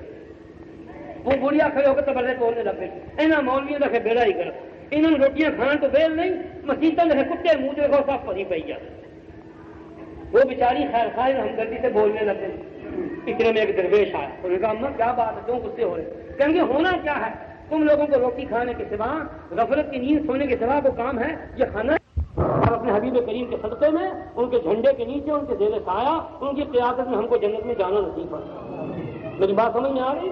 دیکھیے میں نے قصہ ہی سنایا، دیکھنے میں تو قصہ ہے، بہت بڑی نصیحت ہے ہمارے لیے۔ رونے والے یوں بھی رویا کرتے ہیں کہ وہی آنسو قیامت میں وہی آنسو پہ دریا بن کے نکلیں گے۔ ایک آدمی خدا کی مخلوق میں اتنا رویا ہے کہ رونے کے بعد دیکھنے والوں کو یقین نہیں آیا، اس نے سمجھا کہ کسی نے پیشاب کر دیا ہے یا معاذ اللہ کتا پیشاب کر دیا۔ اس کو کیا معلوم تھا کہ امت محمدیہ کا ایک درویش، صحابہ کے نقش قدم پر چلنے والا ایک فقیر، ایک صحیح معنی کر ولی اللہ، خدا کا ایک سچا بندہ رات کو اپنے نبی کی امت کے غم میں اور اپنی قیامت کے تصور سے اتنا روتا ہے کہ سب یوں گیلی ہو جاتی ہے جیسے کسی نے اس پر پانی بہا دیا۔ تصور میں آتا امام اوزاعی کا گریہ و بکا ضرب المثل ہے علماء کے کہ ایسا رونا اور ایسے آنسو تاریخ میں کسی بزرگ کی مثال نہیں کہ بڑے بڑے آدمی روئے۔ میرے دادا پیر شاہ عبد الرحیم راجپوری رحمۃ اللہ علیہ کے مریدوں میں ایک خان صاحب تھے، راجپوت تھے خان صاحب عبد الرحمان، اللہ اکبر۔ ان جیسے آنسوؤں کی اطلاع کبھی نہیں ملی اور ان جیسے مقدار کی آنسو کی کبھی مثال نہیں پڑی۔ وہ جب رویا کرتے تھے ذکر اذکار کرتے ہوئے سحر کے وقت میں مراقبے کے وقت میں تو آپ ہی صاحب کہنے وہ کہا کرتے تھے لا الہ الا اللہ، یہ کہہ کے جب ذکر اذکار پورا کر کے نفی ظہر بالجہل اس بات کر فارغ ہو جاتے تھے، پھر جب وہ روتے تھے تو ان کا دامن خون سے بھیگا ہوا ہوتا، ان کے آنسوؤں میں خون ہوتا تھا۔ ہمیں تو ماں باپ کے مرنے پر خون کے آنسو نہیں آتے اور ان کو قیامت کے تصور سے خون کے آنسو آتے۔ یہ اپنے درد دل کی بات ہے، اپنے ایمان کی بات ہے۔ جتنا ایمان مضبوط ہوگا، جتنا روح کی گہرائیوں میں خدا کا خوف ہوگا، آخرت کا تصور ہوگا، اتنے ہی آنسو بھی تیز ہوں گے، اتنا بھی درد دل بھی زیادہ ہوگا، اور پھر آنسو پانی سے خون بھی بن سکتے ہیں بشرطے کے اندر کوئی روح ہو، بشرطے کے اندر ایمان کی رمق ہو، بشرطے کے خدا کا صحیح خوف موجود ہو اور اپنے گناہگار بندہ ہونے کا صحیح تصور موجود ہو۔ تو ابراہیم علیہ السلام اللہ فرماتے ہیں، میں جو آیت پڑھی اب اس کا میں ترجمہ کر دوں تاکہ مطلب کہ قریب آ جاؤں، آپ کا وقت بھی قریب ہو رہا ہے، سب اب گھڑیاں بھی دیکھیں گے، کچھ میرا منہ دیکھیں گے، کچھ دھوپ کو دیکھیں گے، میں سب آپ کو دیکھوں گا، سمجھ آئی نا؟ ان ابراہیم کان امۃ قانتا للہ حنیفا ولم یک من المشرکین شاکرا لانعمہ اجتباہ وہداہ الی صراط مستقیم وآتیناہ فی الدنیا حسنہ وانہ فی الآخرۃ لمن الصالحین۔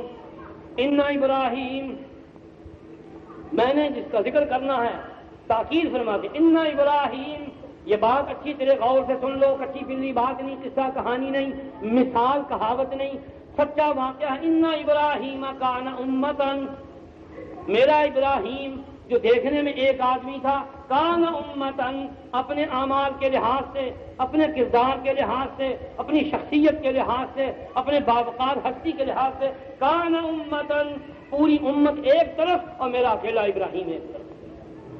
ابراہیم کو اللہ نے امت فرمایا ہے، امت۔ ان ابراہیم کان امتن، یہ نہیں فرمایا ان العرب والعجم والیہود والنصارى کانوا امتن، یہ تو ہم امت ہیں ہی۔ ان ابراہیم، ایک آدمی کبھی امت ہوا ہے؟ ہاں ہوا ہے۔ ایک آدمی اللہ چاہے تو ایسا بنا سکتا ہے کہ پوری امت کو ایک پلڑے میں رکھ دو اور اللہ کے خاص بندے کو ترازو کے دوسرے پلڑے میں رکھ دو تو اکیلا آدمی اس کو جھکا دے۔ اللہ فرماتے ان ابراہیم کان امتن، میرا ابراہیم کان امتن، خود امت کے برابر تھا، قانتا للہ حنیفا، میرا فرما بردار، میری غلامی میں پکا، میرا مطیع، میرے حکم ماننے والا، حنیفاً، ساری دنیا کو چھوڑ کر میری پارٹی میں شامل ہونے والا، ولم یک من المشرکین، میری ذات میں، میری صفات میں، میرے اقتدار میں، میرے تصور میں، میری تصدیق میں، کسی چیز میں وہ شرک کو برداشت نہیں کرتا۔ شاکرا لانعمہ، جتنی میں نے دنیا میں نعمتیں نازل کی انسانوں پر، سب کی قدر کرنے والا، سب پر شکر کرنے والا، سب پر تعریفیں میری کرنے والا، اجتباہ، خدا نے اس کو پھر بدلا کیا؟ اللہ فرماتے غائب کے سیغے سے کہ پھر ایسا ابراہیم، اس کے خدا نے اس کو اپنے لیے چن لیا، نبی بنا دیا نہیں، نبیوں کا دادا بنا دیا نہیں، سلسلہ نبوت کا مجدد بنا دیا۔ اجتباہ وہداہ الی صراط مستقیم وآتیناہ فی الدنیا حسنہ، دنیا میں بھی خدا نے اس کو بڑی اچھائیاں بخشیں۔ کیسی اچھائیاں بخشیں؟ باپ نے وطن سے نکالا، بادشاہ نے جوانی میں آگ میں پھینکا، آخر وطن چھوٹا، ماں باپ چھوٹے، ملک شام میں آئے تو حکم ہوا کہ وہ پیاری بیوی جو مصر کے بدماش بادشاہ کے چنگل سے بچ گئی، اور دراصل وہ ہے بادشاہ کے خاندان سے، جس کا نام پرانی انجیل اور تورات میں عبرانی زبان کے اندر ہاغار ہے، اور جس کا نام عربی میں ہاجرہ ہے، جس کے بطن سے اسماعیل پیدا ہوئے، اور اسماعیل مکہ مکرمہ، نجد اور تہامہ کے عربوں کے جد امجد حضور کریم صلی اللہ علیہ وسلم کے دادا جان حضرت اسماعیل جن کے پیٹ سے پیدا ہوئے، فرمایا وہ بیوی جو تم کو اتنی محبوب ہے، جو حسین ہے، جو جمیل ہے، جو نیک ہے، جو عفیف ہے، جو پاک دامن ہے، جو صابر ہے، جو شاکر ہے، تمہاری غم گسار ہے، اب ایک اور آخری آزمائش کرتا ہوں کہ اس بیوی کو اور اس کے پیٹ سے پیدا ہونے والے بچے کو اٹھاؤ ملک شام کی بھرپور آبادی سے، نکلو اور جاؤ اس وادی غیر ذی زرع میں جہاں آدمی نہیں پرندہ بھی نظر نہیں آتا، ان دونوں کو چھوڑ کر واپس آؤ۔ معمولی بات ہے، ہم اپنی بیوی کو، اپنے معصوم بچے کو اسٹیشن پر چھوڑنے کے بعد مطمئن نہیں ہو سکتے کہ کوئی کتا، کوئی بھیڑیا، کوئی سانپ اور بچھو کھا نہ جائے، ٹھیک ہے نا؟ ہوتا نہیں روز کس کے اخباروں میں آتے ہیں فلاں پر کنڈکٹر نے یوں کر دیا، فلاں ڈرائیور نے بدماشی کی، اڈے والے ساتھ مل گئے، عورت کو اٹھا کر کے لے گئے، بدکاری ہو گئی، اس کے بچے کو گلا گھونٹ کر مار دیا۔ یاد ہے حسین بی بی گجرات والی کا واقعہ؟ یاد ہے؟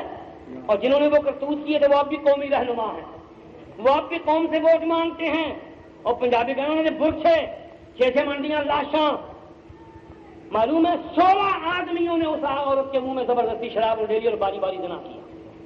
میرے پاس اس خاندان کی گواہی چشمدید موجود ہے۔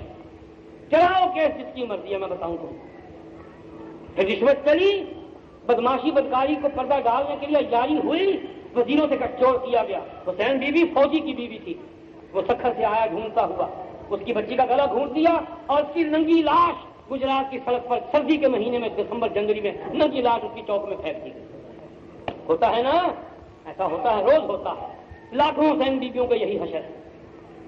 پھر اس کو دفنا دیا گیا، پھر اس کا پوسٹ مارٹم ہوا، پھر اخباروں نے خبریں جو تھی وہ چسکے لے کر بیان کی، اس کی حسن کی تعریفیں کی، اس کے ننگے جسم کو ڈاکٹروں نے اتنا چیرا پھاڑا نہیں ہوگا جتنا قلموں والوں ان ظالم ڈاکٹروں نے اور چسکے بعد رپورٹروں نے اس کے حسن اور اس کی عصمت کے لگتے لیے اس کے چک بخیے اٹھے۔ مرتی ہے کسی کی بیٹی اور چونی کھڑی ہوتی ہے اخبار والوں کی، اغوا ہوتی ہے کسی کی بیٹی، چونی کھڑی ہوتی ہے اخبار والوں کی، عزت آبرو اٹھتی ہے کسی کی، چونی کھڑی ہوتی ہے اخبار والوں کی۔ ان کی نگاہ سے چاہے کسی کی ماں اغوا ہو، چاہے کسی کی بیٹی کا سہاگ اجڑے یا بہت تباہ و برباد ہو، ان کو چونی ملنی چاہیے۔ ڈاکٹر حکیم دائی وہ تفصیلات بیان نہیں کرتی جو حرامی قسم کے آدمی اور نوجوانوں کی جنسیت اور ان کی سیکس کو ایکسپلائٹ کرنے کے لیے اخباروں میں 6 مہینے افسانے چلاتے ہیں۔ چھوڑتا ہوں، لیکن ابراہیم نبی تھے، وہ ہم تم میں سے نہیں تھے۔ حکم ہوا کہ وہاں آدمی نہیں کوئی ہوگا، پرندہ بھی نہیں ہوگا، جاؤ، سنگلاخ زمین ہے، تم سے کوئی کام لینا ہے جاؤ، پہرےدار بنو، چوکیدار بنو، محافظ بنو اس بیٹے کو، چھوٹے معصوم بچے دودھ پیتے بیٹے کو، اور اس نوجوان معصوم حسین و جمیل اور پاک باز بیوی کو اکیلے چھوڑ کر آؤ۔ امتحان ہے ایسا امتحان؟ پھر کیا کوئی دنیا کا آدمی ثابت کر سکتا ہے کہ ابراہیم نے سوچا ہو کہ جی اللہ نے 3 روپے کہہ دے؟ مگر جیسے حکم آمن تو برب، میں نے مانا، اسلمت لرب العالمین، میں تو مسلمان ہو چکا ہوں۔ مسلمان کا مطلب ہی یہ ہے کہ آقا اور مولا کا سردار کا حکم آئے تو بے دلیل بے چون کی طرف جھکا گئے، بیوی کو چھوڑ آئے۔ سیرت کی روایات میں آتا ہے کہ جب چلنے لگے تو حضرت حاجرہ نے آواز دی پیچھے کہ یہ تو میں سمجھتی ہوں کہ مجھ پر خامن کی اطاعت فرض ہے، پر اتنا تو بتا جائیے کس کے سہارے ہم کو چھوڑ کر جا رہے ہیں۔ تو پیچھے مڑ کر بھی نہیں دیکھا کہ دیکھوں تو شاید بیوی کا چہرہ اور بیٹے کی شکل دیکھ کر مجھے رحم نہ آ جائے، تو منہ ادھر ہی تھا شام کی طرف، اس طرف شمال مغربی جانب۔ فرمانے لگے جس نے تجھ کو اور مجھ کو پیدا کیا اس نے حکم دیا ہے کہ تجھ کو چھوڑ جاؤں۔ تو پھر وہ بھی حاجرہ نبی کی بیوی تھی، فرمانے لگے پھر آپ چلے جائیے، ہم کو آپ کی حفاظت کی ضرورت نہیں، جس نے حکم دیا ہے وہ خود ہماری حفاظت کرے گا۔ پھر حفاظت ہوئی، اور ایسی حفاظت ہوئی کہ اس ماں کی جوتیوں کے صدقے میں آج کروڑوں کی حفاظت ہو رہی ہے۔ آج عرب سر اونچا کر کے کہہ سکتے ہیں کہ ہم اس حاجرہ کے پیٹ سے پیدا ہونے والے بیٹے اسماعیل کی 14 بیٹوں کی اولاد ہیں۔ جیسے یعقوب علیہ السلام کے 12 بیٹوں کی اولاد بنی اسرائیل ہیں، ایسے ہی پورا عرب حضرت حاجرہ علیہ السلام کے صاحبزادے حضرت اسماعیل علیہ السلام کے 14 بیٹوں کی اولاد ہیں، اور ان میں سے ایک بیٹے جن کا نام تھا نابت، عبرانی میں نابوت یا نابات، اس کی اولاد میں سے جناب نبی کریم حضرت محمد رسول اللہ صلی اللہ علیہ وسلم کا تعلق ہوئے۔ کہنے کی بات خلاصۃ 2 بج گئے، مجھے جلدی قریب اختتام پہنچانا ہے کہ یہ زندگی کی واردات اور باتیں آپ نے کبھی سنی نہیں؟ علماء نے لکھ لکھ کر اخباروں میں مضامین، مقالے، تقاریر، خطبات، درس قرآن، بعض نصیحت میں کہاں ابراہیم کا ذکر نہیں آیا؟ سبق ہمارے لیے کیا ہے؟ ہمارے لیے سبق کیا ہے؟ سبق یہ ہے کہ اللہ نے ہم پر احسان کیا، ہم کو ملت ابراہیمی میں بنایا، اور ہم پر احسان کیا کیا کہ ایسے پیغمبر ابراہیم علیہ السلام کی اولاد میں سے اس باپ کے فخر کے لیے اور پوری کائنات کے فخر کے لیے ایسا موتی ابراہیم کی نسل میں رکھا کہ اگر خود ابراہیم ہوتے تو اللہ میاں سے درخواست کرتے کہ جب آپ نے ایسا میری اولاد میں سے پیدا کرنا تو مجھ کو نبی بنانے کی ضرورت کیا ہے؟ میرا تصور ہوتا ہے کبھی کبھی کہ ابراہیم علیہ السلام اگر بنفس نفیس تشریف لاتے مکہ مدینہ منورہ میں تو حضور کو دیکھ کر اللہ میاں سے التماس کرتے تھے، استدعا کرتے کہ اللہ کہ جب آپ نے میری اولاد میں سے ایسا ہیرا اور موتی بنانا تھا تو مجھ کو نبی بنانے کی ضرورت۔ پنجابی کہنے اکو موتی کرے بیٹا، یہی اکیلا نبی، لاکھوں نبیوں پر بھاری نبی جب آپ نے بنانا ہے تو اس کے بعد تو کسی کی ضرورت ہی باقی نہیں۔ اللہ کی حکمت ہوئی، ابراہیم علیہ السلام کی زندگی سے نصیحت مل گئی ہم کو کہ جب کوئی آدمی راہ حق میں قدم اٹھائے، کسی حق پرست کے ہاتھ میں ہاتھ دے دے، کسی سچے رہنما کی بیعت کر لے، کسی دیندار جماعت کے ساتھ تعلق قائم کر لے، جی جیسے ہم نے اپنے اکابر سے تعلق قائم کیا، مجلس اعلیٰ کے اکابر سے تعلق قائم کیا، اکابر دیوبند سے تعلق قائم کیا، خانوادہ ولی اللہ سے تعلق قائم کیا، سید احمد شہید کے خلفاء سے تعلق قائم کیا، اور بواسطہ سید احمد شہید مجدد الفسانی سے تعلق قائم کیا، سمجھے، نظام الاولیاء سے تعلق قائم کیا، معین الدین اجمیری سے تعلق قائم کیا،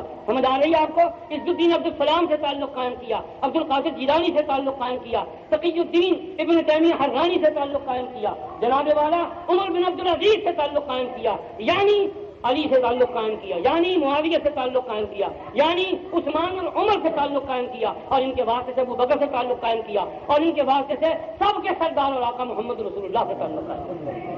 ہم حلالی ہیں بفضل اللہ تعالیٰ، ہمارا شجرہ مضبوط ہے، مربوط ہے، مسلسل ہے، اٹوٹ ہے، ناقابل تردید و شکست ہے۔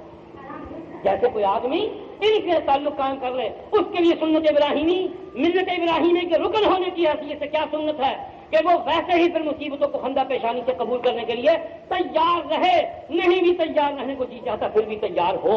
کیوں؟ جب عشق کے ساتھ واسطہ پڑے گا تو خون دینا بھی پڑے گا، جان کا نذرانہ بھی پیش کرنا پڑے گا، ہڈیاں بھی توڑوانی پڑیں گی، غریبان بھی تار تار ہوگا، ماں بہن کی گالیاں بھی سننی پڑیں گی، بیوی بچے کو بھی چھوڑنا پڑے گا، وطن کو بھی ترک کرنا پڑے گا، ہر محبوب کو بھی ترک کرنا پڑے گا، مال کو بھی چھوڑنا پڑے گا، نہیں پھر اپنی جان کو بھی چھوڑنا پڑے گا۔ یہ اس رستے کا تقاضا ہے۔ ابراہیم علیہ السلام کی سنت یہ کیا ہے؟ یہ عاشقان صادق کی سنت ہے۔ انبیاء کی سنت یہ سچے عاشقوں کی سنت ہے، صحابہ کی سنت سچے مومنوں کی سنت ہے، قانتین کی سنت ہے، سچے ایمان والوں کی سنت ہے۔ ابراہیم کی سنت اور کیا ہے کہ بکرا ذبح کرو اور اس کے بعد سارا سال شرابیں پیو، زانیوں سے دوستی لگاؤ، بدماش اور بدکار لیڈروں سے تعلق قائم کرو، دین بیچنے والے، دین کے اندرونی خفیہ دشمن اور ظاہری طور پر دین کو ایکسپلائٹ اور استعمال کرنے والے اجار سیاستدانوں کے ہاتھ میں ہاتھ دو۔ کیا قربانی کا بکرا دینے کے بعد یہی صلہ ہے خدا کی دین کو، خدا کی شریعت سے یہی سلوک کرنا ہے؟ یہ ہم کو سبق ملا؟ یہ سبق نہیں، سبق یہ ہے کہ جیسے ابراہیم نے جھوٹے خداؤں کو لات مار دی، کافر باپ کو چھوڑا، کافر ماں کو چھوڑا، کافر چچوں کو چھوڑا، نمرود بادشاہ کو چھوڑا، وطن چھوڑا، خاندانی جو پروہتی کا منصب اور عہدہ تھا اس کو چھوڑا، عراق کی سرزمین کو چھوڑا، شام کو اپنایا، وہاں کی حکومت و بیوی بچے کو چھوڑا، اور جب اپنا وقت آیا تو اپنی جان کو بھی چھوڑا۔ ہمارے لیے یہی سنت ہے۔ اس کے بغیر یاد رکھیے زندگی گزارنے کے لیے وقت تو گزر جائے گا، وقت تو اس کیڑے کا بھی گزر جاتا ہے جو پیشاب کی نالیوں میں کل بلاتا ہے۔ میری بات سنو آخری، وقت اس گھاس کا بھی گزر جاتا ہے جو جنگل میں پیدا ہوتا ہے، خود راؤ گھاس ہے، اس کو کوئی کاٹتا نہیں، اس کو کوئی چرندہ درندہ کھاتا نہیں، وہ خود ہی اگتا ہے، خود ہی سوکھتا ہے، خود ہی مرجھا کر چرمر ہو جاتا ہے۔ وقت اس کا بھی گزر جاتا ہے، وقت کبوتر چیلوں کا بھی گزر جاتا ہے، لوگ ان کو بلبل کی طرح پنجروں میں نہیں پالتے۔ وقت کتوں کا بھی گزر جاتا ہے، رات کو تندور کے کنارے کسی دکان کے پھٹے کے نیچے۔ وقت شیر کا بھی گزرتا ہے لیکن جنگل کا بادشاہ ہوتا ہے۔ یہ آدمی خود سوچے کہ کتے کی زندگی گزارنی ہے، سانپ اور بچھو کی زندگی گزارنی ہے کہ شیر کی زندگی گزارنی ہے، کوے اور چیل کی زندگی گزارنی ہے کہ بلبل امینا اور شامہ اور چوٹی کی زندگی گزارنی ہے۔ سمجھ آ رہا ہے نا؟ زندگی کا ایک مقصد جب تک نہ ہو زندگی کو کوئی معنی۔ زندگی کیا ہے؟ بے بندگی، شرمندگی، زندگی بے بندگی شرمندگی۔ جو زندگی بے مقصد ہے، جس زندگی کا خدا کے دین سے تعلق نہیں، جس دین کا اولیاء امت سے تعلق نہیں، جس دین کا مجددین سے تعلق نہیں، جس دین کا صحابہ سے تعلق نہیں، جس دین کا انبیاء سے تعلق نہیں، وہ زندگی نہیں، وہ حیوانیت ہے، وہ بت پرستی ہے، وہ شہوت پرستی ہے، وہ خدا کے سامنے مخالفت و مزاحمت کا محاذ ہے، وہ خدا کا مقابلہ ہے، وہ خدا اور رسول کی توہین و تقدیر ہے۔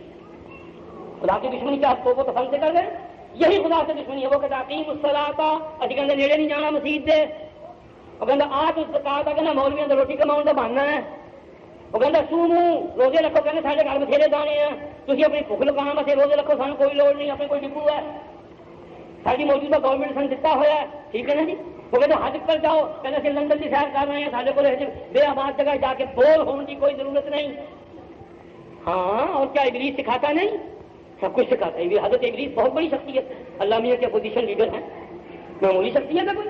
ہر جگہ اپوزیشن ہے، یہاں بھی اپوزیشن ہے، مصر میں بھی اپوزیشن ہے، مکے میں بھی اپوزیشن ہے۔ اور ایک اپوزیشن نبوت کی ہوتی ہے، ایک الوہیت کی ہوتی ہے، خدا کی اپوزیشن جناب ابلیس علیہ ما علیہ، بین الافاقی لیڈر۔ کوئی تو ملکی ہوتا ہے، کوئی بین الاقوامی ہوتا ہے، حضرت ابلیس تو بین الافاقی لیڈر ہے۔ فرشتے ان کو جانے، جن ان کی خاص خاندان والے، آدمیوں میں بھی بڑے بڑے لوگوں کے ان کے خصوصی ناجائز قسم کے تعلق میں بھول کے تعلقات ہیں وغیرہ وغیرہ، بہت بڑی شخصیت ہے، آپ نے معمولی سمجھا؟ اللہ نے اسے پرمٹ لے رکھا ہے مخلوق کو گمراہ کرنے کا، باقاعدہ مصدقہ دستخط شدہ اٹیسٹڈ ان کے پاس پروف ہے مصدقے کا، جس پر لکھا ہوا کہ جاؤ تم کو رخصت دی، جو چاہے تم کر۔ انہوں نے کہا لأغوینہم اجمعین، تمہارے سب بندوں کو گمراہ کرنے کی کوشش کروں گا۔ کچھ اڑیل ہے، یہ اڑیل وہ نہیں مانتے، اور آڑیاں میں بھی سخت جان ہڈی نہ ہانڈی بھی پایا گلے نہ چھوڑے تھلے ٹکر بھی ٹکڑی جائے، ٹھیک ہے نا؟ کچھ اڑیل ہیں جو نہیں مانتے، لیکن ان سے میں بھی تنگ ہوں، ابھی سے مجھے سمجھ نہیں آ رہا ہے۔ کچھ پکے ہیں، کچھ مضبوط ہیں، کچھ ثابت قدم ہیں، آروں کے نیچے چیرے جائیں گے پھر بھی نہیں مانیں گے، ان کو پتھروں کے نیچے دبا دیا جائے گا پھر بھی نہیں مانیں گے، ریتوں پر لٹایا جائے گا پھر بھی نہیں مانیں گے، پہاڑوں سے پھینک دیا جائے گا پھر بھی نہیں مانیں گے۔ آخری مثال دیتا ہوں اور ختم کرتا ہوں۔ حضرت ملا عماد غوری کہہ دو رحمۃ اللہ علیہ، اس ہندوستان میں محمد شاہ تغلق کے زمانے کا وہ سب سے پہلا شہید ہے ختم نبوت۔ ختم نبوت کا نام تو لیتے ہو، کبھی اس کے شہداء کو بھی یاد کرو۔ اگر لادین جمہوریت کے صدقے میں مرنے والے شہداء کو یاد کرتے ہو تو سچی اسلامیت کے نام پر شہید ہونے والے 10,000 شہداء ختم نبوت کو بھول جانا بے مربتی ہے، بے وفائی ہے، اس سے بڑی غداری ہے، اور خدا اس کو کبھی معاف نہیں کرے گا۔ جمہوریت سے بے وفائی کی تو جمہوریت نوازوں کو تکلیف ہوگی، لیکن ختم نبوت کے شہیدوں سے غداری کی تو محمد علیہ السلام بھی روح مدینے کے اندر بے چین ہو جائے گا۔ ہم نہیں متاثر ان باتوں سے، وہیں یہاں گھنٹا گڑا ہوا، بالکل یہ سمجھ لینا، اس میں کوئی تردد نہیں، کوئی وقفہ نہیں، کوئی واپسی نہیں، ناقابل شکست اور ایک عزم ہے۔ ہر شہادت ختم نبوت کی شہادت کے مقابلے میں ہیچ ہے، ہر تحریک ختم نبوت کے مقابلے میں لاجانی ہے، ہر اتحاد ختم نبوت کے مسئلے اور صحابہ کی عصمت و عفت ان کے تحفظ ناموس کے مقابلے میں جو محاذ یا اتحاد ہو، اس کے مقابلے میں بوگس ہے، فراڈ ہے، امت سے دھوکہ ہے، نبی سے غداری۔ بات سمجھ میں آئے؟ اس بنیاد کے بغیر کوئی چیز کوئی معنی نہیں رکھتی. بنیاد جب تک یہ نہ ہو. دودھ میں پیشاب مل گیا بولو شکل بدل سکتی ہے؟ کوئی نہیں بدلتی. دودھ میں پیشاب مل گیا شکل بدلتی ہے؟ نہیں. ایک چیز پیشاب کی دودھ میں پڑ جائے, ایک من دودھ ہو, آپ کیا کہتے ہیں جی فریج ہو گیا؟ کیوں؟ کوئی شریف آدمی پیتا ہے؟ بولو. ہاں ڈھیٹ ہوگا تو پی جائے گا کہ مولانا کیا ہوا ہے؟ ایک چیز تھی وہ گئی, ہوا ہو گئی, تحلیل ہو گئی, وہ تو نابود ہو گئی. کیا فرق پڑتا ہے اس سے؟ پیو جی پیو کسی مولوی سے پیچھے کی لگنا انہوں نے فتوی کے قسم ڈھونی نہیں دیتے جناب. بالکل ٹھیک ہے جناب, جن کو پیشاب والا دودھ پسند ہے وہ بڑی خوشی سے نوش فرمائیں اور جان بنائیں. اسی نہیں پیے وہ جان نہ بناؤں, اسی جان بچانی ہے, بناؤنی نہیں. سمجھ آ گئی؟ ہم تو وہ دودھ پیئیں گے جس میں صحابہ کی محبت کی خوشبو ہو, جس میں اولیاء امت کی محنتوں کا مکھن ہو, جس میں نبی کریم صلی اللہ علیہ وسلم کی ختم نبوت کے آثار ہوں. ہم تو وہ دودھ پیئیں گے. بات سمجھ آ رہی ہے آپ کو؟ ملا محمد اماد غوری رحمۃ اللہ علیہ عربوں کی اولاد تھے. آج سے 750 سال پہلے نظام الاولیاء رحمۃ اللہ علیہ کے زمانے میں دلی کے پایا تخت میں وہ دیوانہ ختم نبوت, وہ اولین شہداء ختم نبوت کے وہ دیوانہ اراجی مولوی تھا بیچارہ, آ گیا قابو گئے دربار میں. محمد شاہ تغلق کی بھی ویسی پالیسی تھی جیسے ہمارے ملک میں 30 برس سے حکمرانوں کی پالیسی چلی آتی ہے کہ مولویوں کو آزماؤ, ان کے ایمان کی قیمت ڈالو, ان کو رشوت دو, ان کو سی آئی ڈی میں بھرتی کرو, گاڑیاں رکھوا کر نمازیں لوگوں کی برباد کراؤ, باقاعدہ محکمہ سی آئی ڈی سے ان کو تنخواہ دلواؤ اور بظاہر محلے کی کمیٹی سے بھی تنخواہ ملتی رہے. ہاں جی, باغباں بھی خوش رہے, راضی رہے, سیاد بھی. اطلاع نقل کرتا ہوں, بقیہ شہروں کی تحقیقات کریں. ملتان میں 70 مولوی سی آئی ڈی کے اندر ملازم ہیں, آج سے 6 برس پہلے کی رپورٹ ہے. اور خود سی آئی ڈی کی اطلاع کے مطابق اپنے کہنے اس بغور سے کچھ نہ کھول, نہیں اپنی نیفے کی جمعہ کھولو. یہ جال بچھایا جاتا ہے, ایمان کھولے جاتے ہیں, آبروؤں کے سودے ہوتے ہیں, ایمان کی قیمت ڈالی جاتی ہے, عقیدوں کا سودا کیا جاتا ہے. کاروبار ہے یہ. بچو الحذر ثم الحذر. ہر داڑھی والے کو ہم نہیں مولوی مانتے. داڑھی یہودیوں کی بھی ہے, داڑھی عیسائی پادریوں کی بھی ہے, داڑھی سکھوں کی بھی ہے, داڑھی جٹا دھاریوں کی بھی ہے, داڑھی ہندوستان کے جو مونے سے جو کہتے پرانے رجپوت رجوارے ان کی بھی ہے, اور داڑھی محمد کے غلاموں کی بھی ہے. داڑھی میں فرق ہوتا ہے. ہم ہر داڑھی پر ایمان نہیں لاتے. ہم اس داڑھی کی عزت کرتے ہیں جو محمد علیہ السلام کے ختم نبوت پر قربان ہو, جو صحابہ کی عزت پر قربان ہو, جو اولیاء امت کے مسلک پر قربان ہو, جو مسلک اہل سنت والجماعت امت کی 99% قطعی واحد نمائندہ اکثریت کے عقیدے پر قربان ہو. ہم اس داڑھی کی قدر کرتے ہیں. ایما کان اینما کان ومن کان, کہیں ہو کوئی ہو, کسی رنگ کا مولوی ہو, افریقی ہو, حبشی ہو, عربی ہو, پٹھان ہو, سید ہو, مغل ہو, بلوچ ہو, ارائی ہو, جاٹ ہو, سندھ ہو, حراج ہو, کوئی ہو, جو شخص بھی اس عقیدے پر اپنے آپ کو قربانی کے لیے پیش کرے, ہم اس کے غلام بننے کو تیار ہیں. ہر ایک کو لیڈر ہم نہیں مان سکتے, نہ ہمارے لیے حکم ہے. اطاعت کے لیے پر نعرہ ہمارے ہی ذمہ ہے, اوروں کے لیے بھی سوچنے کا مقام ہے کہ وہ اپنی اطاعت کا سجدہ کہاں پھینکتے ہیں. ہمارے لیے ساری چھٹی کتاب نازل نہیں ہوئی, چھٹی نماز ہم پر ہی فرض نہیں ہوئی. ہم نے ایک مقام منتخب کیا, ایک لائن سیکشن بنائی, زندگی کا ڈھنگ متعین کے اس پر قائم ہے, اور اسی وقت تک اپنا قائم جب تک زندگی ہے انشاءاللہ اسی پر خاتمہ اور اسی پر حشر نظر چاہتے ہیں. اللہ سے دعا کرو اللہ مسئلے کے حق پر زندہ رکھے, اسی پر نہ رہے, اور حق والوں کے ساتھ قیامت کو اٹھائے. خدا نہ حق والوں کے حق میں ہاتھ دینے کی توفیق دے, اور نہ حق والوں کی محبت دل میں ڈالے, اور نہ حق والوں کے ساتھ تعاون کی ہم کو توفیق. بس آدمی ابو ذر غفاری کے مسلک پر چل کر اکیلا پھر مر جائے وہ بہتر ہے. جی, اس اکٹھ سے, اس ہجوم سے, اس بھیڑ سے وہ تنہائی بہتر جو خدا سے دور کرتی ہو, جو محمد کی شریعت سے دور کرتی ہو, جو صحابہ کے مسلک سے دور کرتی ہو, جو شورائیت سے دور کرتی ہو, جو خلافت سے دور کرتی ہو. اس بھیڑ کے مقابلے میں وہ تنہائی, وہ یکسوئی بہتر, وہ یکتائی بہتر, وہ انفرادیت بہتر. کوئی پاگل اس کو ذاتیت کہتا رہے. امت کا مطلب یہی ہے, حضور کی حدیث یہی ہے, اذا رأیت شحا مطاعا وهوى النفس متبعا وإعجاب كل ذي رأي برأيه فعليك بخاصة نفسك. جب جھوٹ عام ہو جائے, تکبر عام ہو جائے, خود سری عام ہو جائے, سرکشی عام ہو جائے, خواہشات نفسانی کی پیروی عام ہو جائے, ہر آدمی پھر اس وقت میں رہ کر کبھی انتظار نہ کرے. حضور کا حکم یہ ہے کہ اپنی جان پر کھیل جائے, اکیلا بھی لڑتا ہوا مر جائے تو اللہ کے راستے میں شہید ہوگا. پھر پارٹی کا بھی انتظار نہ کرے, نعرے اور سلوگن سائن بورڈ کا بھی انتظار نہ کرے, چل کے جلوس اور مظاہرے کا بھی انتظار نہ کرے. پھر ہر گولی اور ہر مصیبت کے استقبال کے لیے اکیلا بھی تیار ہے. ہمارا مطلب یہی تھا, یہی ہے اور یہی رہے گا. ملا اماد غوری کو تغلق نے بلایا دربار میں, جیسے ہم مولویوں کو کبھی رات کو بلایا جاتا ہے 9 بجے. مولوی جی پیغام آتا ہے, بڑے فرشتہ صورت چادر منہ لپیٹے ہوئے, منہ کالیاں نیلے پیر. مولوی جی ہے ڈی سی صاحب ہو گیا, ڈی سی صاحب کی کہیں گے وہ خاص گل کرنی تو کہتے اتنے بند کمرے کی رکھنی. بلایا جاتا ہے نا, کسی وقت ننگا بھی بلایا جاتا ہے. وہ پاگل کہنے وہ مولوی پھٹیا ہے, پنجابی کہنے ہوتے ہیں کون اور یہ بڑا پھٹیا مولوی آج پولیس نے وہ باؤنڈریاں لائیں ساری عمر یاد کرے گا. کبھی یوں بھی بلایا جا بلانے کے دونوں طریقے ہیں. ملا اماد غوری رحمۃ اللہ علیہ کو جو بعد میں شہید ختم نبوت ہوئے تغلق نے باؤنڈریاں لگانے کے لیے بلایا. دربار میں بلا کر کہنے لگا مولانا کیا خیال ہے آپ کا؟ فرمائیے. کہیں گے اللہ کی رحمت کے متعلق آپ کا کیا نقطہ ہے؟ بڑی مبارک چیز ہے جس پر ہو. کہیں گے آپ یہ فرمائیے بارش جو ہے یہ خدا کی رحمت ہے؟ یہ بالکل. کہیں گے اگر بارش بند ہو جائے کر کے قحط ہو جائے گا. بس آخری بات کہتا ہوں اس کے بعد ختم کر دوں گا. آپ کا وقت بھی نزدیک, میرا وقت بھی نزدیک, 2:15 ہو گئے. 5-10 منٹ کی اجازت ہے. اجازت یہ بیان کر نہیں, میں آپ کی اجازت کے بعد نہیں بیٹھوں گا. مجھے معلوم ہے اوقات مقررہ. میں تو دیوانہ ہوں, پاگل ہوں. میں تو اپنے جنون میں لگا رہوں گا چاہے شام ہو جائے. میں تو اسی لیے زندہ ہوں, اسی کے لیے مرنا چاہتا ہوں. ہر کام چھوڑ دیا ہے, ہر مشغلہ ترک کر دیا ہے. اب تو اسی کے ہاتھ میں ڈوری ہے, جہاں چاہے لے جائے. بس فیصلہ.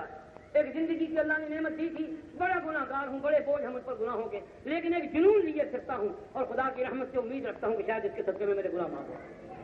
کچھ نہیں ہے اور بات, ایک یہ دولت لیے پھرتا ہوں. اکابر کی ایک وراثت ضرور ہے اور انشاءاللہ اس کو کلیجے سے لگایا ہے اور قیامت تک جب تک زندگی لگائے رکھوں گا اور جب تک میرا بس چلے گا دیوانوں کی ایک فوج ساتھ لیے پھروں گا. جب تک بس چلا دعا کریں اللہ اس فوج کو مضبوط بنائے, اللہ اس کو استقامت نصیب فرمائے, راہ حق کی ہدایت اس کو نصیب ہو. کبھی غلط عقیدے کی طرف یہ فوج نہ جائے, کبھی غلط لیڈروں کے پیچھے یہ فوج نہ بھاگے, کبھی غلط جماعتوں کے ساتھ اس کا کنیکشن اور تعاون قیامت تک نہ ہو. یہ دعا کرتے ہیں. آمین کہیے مجھے. ہاں بس حق والوں کا ساتھ ہو, دل سے بھی اور دماغ سے بھی اور عمل سے بھی. ہمیں کسی کے ساتھ کوئی بحث نہیں. ملا اماد غوری کو بلا رہا کہ مولانا بارش خدا کی رحمت ہے؟ کہ بالکل خدا کی رحمت ہے.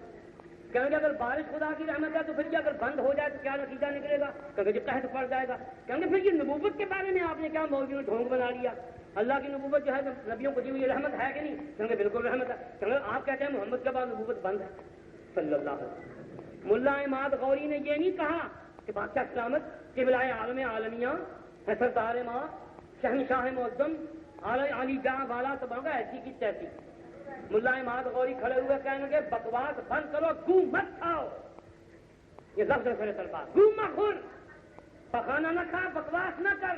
یہ نہیں کہا جناب پانی اگر زیادہ آ جائے تو سیلاب سے بھی زمینیں تباہ ہو جاتی ہیں, حالانکہ وہ رحمت ہوتا ہے. یہ دلیل بھی ملا اماد دے سکتے, سمجھے آپ, فرما سکتے تھے کہ جب ضرورت نہ رہے کسی چیز کی پھر اس کو اگر عام کر دیے تو کیا ہوتا ہے؟ نقصان ہوتا ہے. جب تک بارش کی طلب ہو بارش رحمت ہے, اور اگر بارش پہ ضرورت ہو جائے تو پھر رحمت ہے. فرما سکتے تھے ملا اماد بھی کہ جب تک نبوت کے نازل کرنے کی ضرورت تھی نبوت رحمت تھی. اب ختم نبوت کے بعد اگر کوئی جھوٹی نبوت لا گے تو کیا بن جائے گا؟ خدا کی لعنت بن جائے گی, رحمت. یہ دلیل ملا اماد دے سکتے تھے, لیکن نہیں. امام ابو حنیفہ رحمۃ اللہ علیہ کے مسلک اور سچا عاشق بولا. امام صاحب فرماتے ہیں مدعی نبوت سے دلیل پوچھنا بھی کفر ہے. فرماتے ہیں مدعی نبوت سے دلیل پوچھنا بھی کفر ہے. کیوں؟ اس کا مطلب یہ ہے کہ ابھی بھی اس آدمی کو شک ہے کہ پتہ نہیں نبوت ختم ہوئی ہے کہ نہیں ہوئی.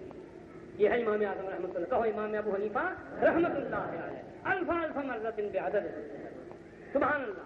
فرماتے ہیں ختم نبوت کے بعد مدعی نبوت سے یا اس کا جو ہم مانا ہو اس سے دلیل پوچھنا بھی کفر ہے. ملا اماد نے اسی سچے عاشقوں جنونیوں دیوانوں کے مسئلے پر عمل کے فرمان گئے بکواس بند کر اور گو نہ کھا, نبوت کا دروازہ بند. اس نے کہا جلادوں کو پکڑ لو, بگیرے وہ زبانت برکن دے, اس کی زبان نکالو, اس کو ختم کر دو. جلادوں نے پکڑا, باہر لے گئے. ملا امام کی زبان حلق سے کاٹ کر کے باہر پھینک دی گئی. پیشوا انور شاہ کا روحانی پیشوا, مدنی الکفایت اللہ کا روحانی پیشوا, عطا اللہ شاہ بخاری, حبیب الرحمان افضل حسام الدین تاج الدین کا پیشوا, ابو ذر بخاری کا پیشوا, مجلس احرار کے سرخپوش ہزاروں کا رضاکاروں کا پیشوا, سن 53 کے 10,000 شہدائے ختم نبوت کا پیشوا. تو ملا اماد غوری رحمت اللہ علیہ. بات سمجھ میں آئی؟ یہ ایک مثال. ملا شہاب الدین محمد میں امیٹھی والے, ملا شہاب الدین محمد امیٹھی والے, ان کو بھی بلایا اس نے. ایک کو تو منہ ذبح کیا, دوسرے کو بلا کر پھر وہی بکواس کی. خدا کی رحمت کو, خدا رحمت کو نتی عاشقان پاک نتی, یہی بکواس کی. ملا اماد غوری تو بولے تھے نا کچھ. ملا شہاب الدین نے پتا کیا کیا؟ سارے دربار اتنا بڑا جلاد جس کے متعلق تاریخ یہ کہتی ہے کہ حجاج بن یوسف کے بعد امت محمدیہ میں دوسرا بڑا قاتل ہے. 1.25 لاکھ آدمی محمد تغلق نے اپنے ہاتھوں سے قتل کرائے. ملا شہاب الدین نے پتا کیا جواب دیا؟ خالص احراری جواب, خالص دیوانوں کا جواب, خالص جنونیوں کا جواب, خالص سچے عاشقوں کا جواب. پاؤں سے جوتا نکالا, پٹاخ محمد شاہ تغلق کے منہ پر. سبحان اللہ والحمد. دلیل کیسی؟ بکواس کرتا ہے. لوگ اس کو پکڑو سخت جان عید ہے, تیس مولوی ہے, تیس بڑا ہریل چٹو ہے مولوی, بڑا تیس ہے, کلو نے حلوے کھاتے ہوئے یار. اس کو معلوم نہیں تھا کہ وہ سوختہ جان, وہ عاشق زار, وہ بلبل مرثیہ خان چمن, وہ تو ہڈیوں کی ایک مستقی اس نے کیا رکھا تھا. وہ عابد و زاہد تھا, وہ تارک الدنیا تھا, وہ سچا عاشق تھا, وہ فقیہ امت محمد تھا, وہ پروانہ ختم نبوت تھا. دوسری مرتبہ لے گئے, پھر گرایا تو ملا شہاب الدین نے پھر نعرہ لگایا. نعرہ تکبیر کے بعد کیا ہوتا ہے؟ نعرہ تکبیر اللہ. پھر نیچے گرے, پھر کچھ نہیں ہوا. موت ابھی نہیں نہ آئی تھی. قانون یہی ہے کہ جب تک نہیں آئی کچھ نہیں ہوگا. تیسری مرتبہ گرایا نعرہ, پھر بھی لگایا, اس کے بعد دم نکل. خدا ایسی لگن نصیب کرے. بس آخری دعا کرو, اللہ ایسی لگن نصیب کرے, ایسا عشق نصیب کرے, ایسا جنون نصیب کرے, امت محمدیہ میں سنت ابراہیمی پر سچا عمل نصیب فرمائے. اب آیت کے ساتھ حدیث میں لاتا ہوں اور اس کے بعد دعا. حدیث میں نے پڑھی, عن انس رضی اللہ تعالی عنہ قال قال رسول اللہ صلی اللہ علیہ وسلم اللہم انا نسألک ایمانا دائما فرب ایمان غیر دائم وأسألك علما نافعا فرب علم غیر نافع او کما قال علیہ الصلاۃ والسلام. سنت ابراہیمی میں, ملت ابراہیمی میں اتباع کے جذبے سے آدمی غلط طرف بھی چلا جاتا ہے. اس کو محبت میں غلطی بھی ہو جاتی ہے نا. اللہ سے کبھی دعا مانگنی چاہیے کہ اگر عشق نصیب ہوا ہے تو پھر رستہ بھی صحیح نصیب رہے. وہ نہ ہو کہ عشق سچا ہو غلط رستے پر جا پڑے. کیوں؟ عشق کتے سے بھی ہو جاتا ہے, عشق شکرے اور بات سے بھی ہو جاتا ہے, عشق بٹیر سے بھی ہو جاتا ہے, عشق کنجری سے بھی ہو جاتا ہے, عشق شراب سے بھی ہو جاتا ہے, زنا سے بھی ہو جاتا ہے. اللہ سے دعا کرو عشق رہے تو اس کا رہے, کہو آمین. عشق رہے تو اس کے نبیوں کا رہے, نبیوں کے ساتھیوں کا رہے, نبی کے گھرانے کا رہے, صحابہ کی اولاد کا رہے, اولیاء امت کا رہے, مجددین و مجتہدین کا رہے, علماء حق کا رہے, اکابر احرار کا رہے. اللہ اس نصیب کر تو ایسا عشق. بات سمجھے آپ؟ اللہم انا نسألک ایمانا دائما. اے میرے مولا, حضور علیہ السلام کی حدیث ہے اور حضور کے وہ صحابی روایت فرماتے ہیں جو 8 برس کی عمر سے حضور کی خدمت میں آئے اور 18 برس کے جوان سے جب حضور کا وصال ہوا. اور فرماتے فما زجرنی وما عاتبنی وما قہرنی. مجھ کو 8 برس میں میرے آقا اور مولا نے کبھی اتنا بھی نہیں کہا کہ انس ما فعلت ھذا, کہ تم نے کیا کر دیا. کبھی زندگی میں دھڑکا نہیں, کبھی عتاب نہیں کیا, کبھی سرخ آنکھ سے نہیں دیکھا. وہ رؤوف الرحیم نبی, وہ رحمت للعالمین نبی, جس نے اپنی زندگی کے کسی کام میں کسی شخص کو غصے بھری نگاہ سے نہیں دیکھا. وہ صحابی حضرت انس کہہ دیجیے رضی اللہ عنہ, عاشق صادق. میں جب کیا کہوں, بات میں بات آ جاتی. یہ انس جب انہوں نے خدمت کی, حضور کا دل خوش ہوا, اللہ کی رحمت کی بارش ہوئی تو بلایا, سر پر ہاتھ رکھا, دعا کی, اللہم بارک لہ فی عمرہ و دینہ و مالہ و ولدہ. نبی رات کہنے نا کہ مولوی جی دعا کرو, نیک بندے تسی آ کاکے نے سے حاضر بڑا شیطان ہے جی, رات کو ماں نہیں سون دینا, دنوں میں نہیں سون دینا. کہندے ہیں تنگ آئی دنیا اور رات کو. وہ ایسے بیٹے نہیں تھے, ان کی ماں نے حضور کی جھولی میں پھینک دیا. حضور نے اپنی جھولی میں کیا کیا, اللہ کی رحمت نے اپنے آغوش پہ دے دیا. حضور جو محبت کی لہر جو آئی, اب آپ سمجھے نبی دعا کرے اور کہ الہی نہیں ہلاؤ. سبحان اللہ. دعا کیا فرمایا, یا اللہ اس کی عمر میں برکت دے, یا اللہ اس کے رزق میں برکت دے, یا اللہ اس کی اولاد میں برکت دے. مورخین کا اتفاق ہے عمر کی برکت یہ ہے کہ 92 سال کی عمر میں انتقال ہوا, تو تھوڑی عمر ہے, اور صحت ٹھیک تھی. 92 برس کی عمر میں انتقال ہوا, صحت درست تھی. رزق کی برکت, 1 مربع میل کا باغ تھا جس میں زندگی کی ہر نعمت تھی, وہ سبزی ترکاری پھل اگتا تھا.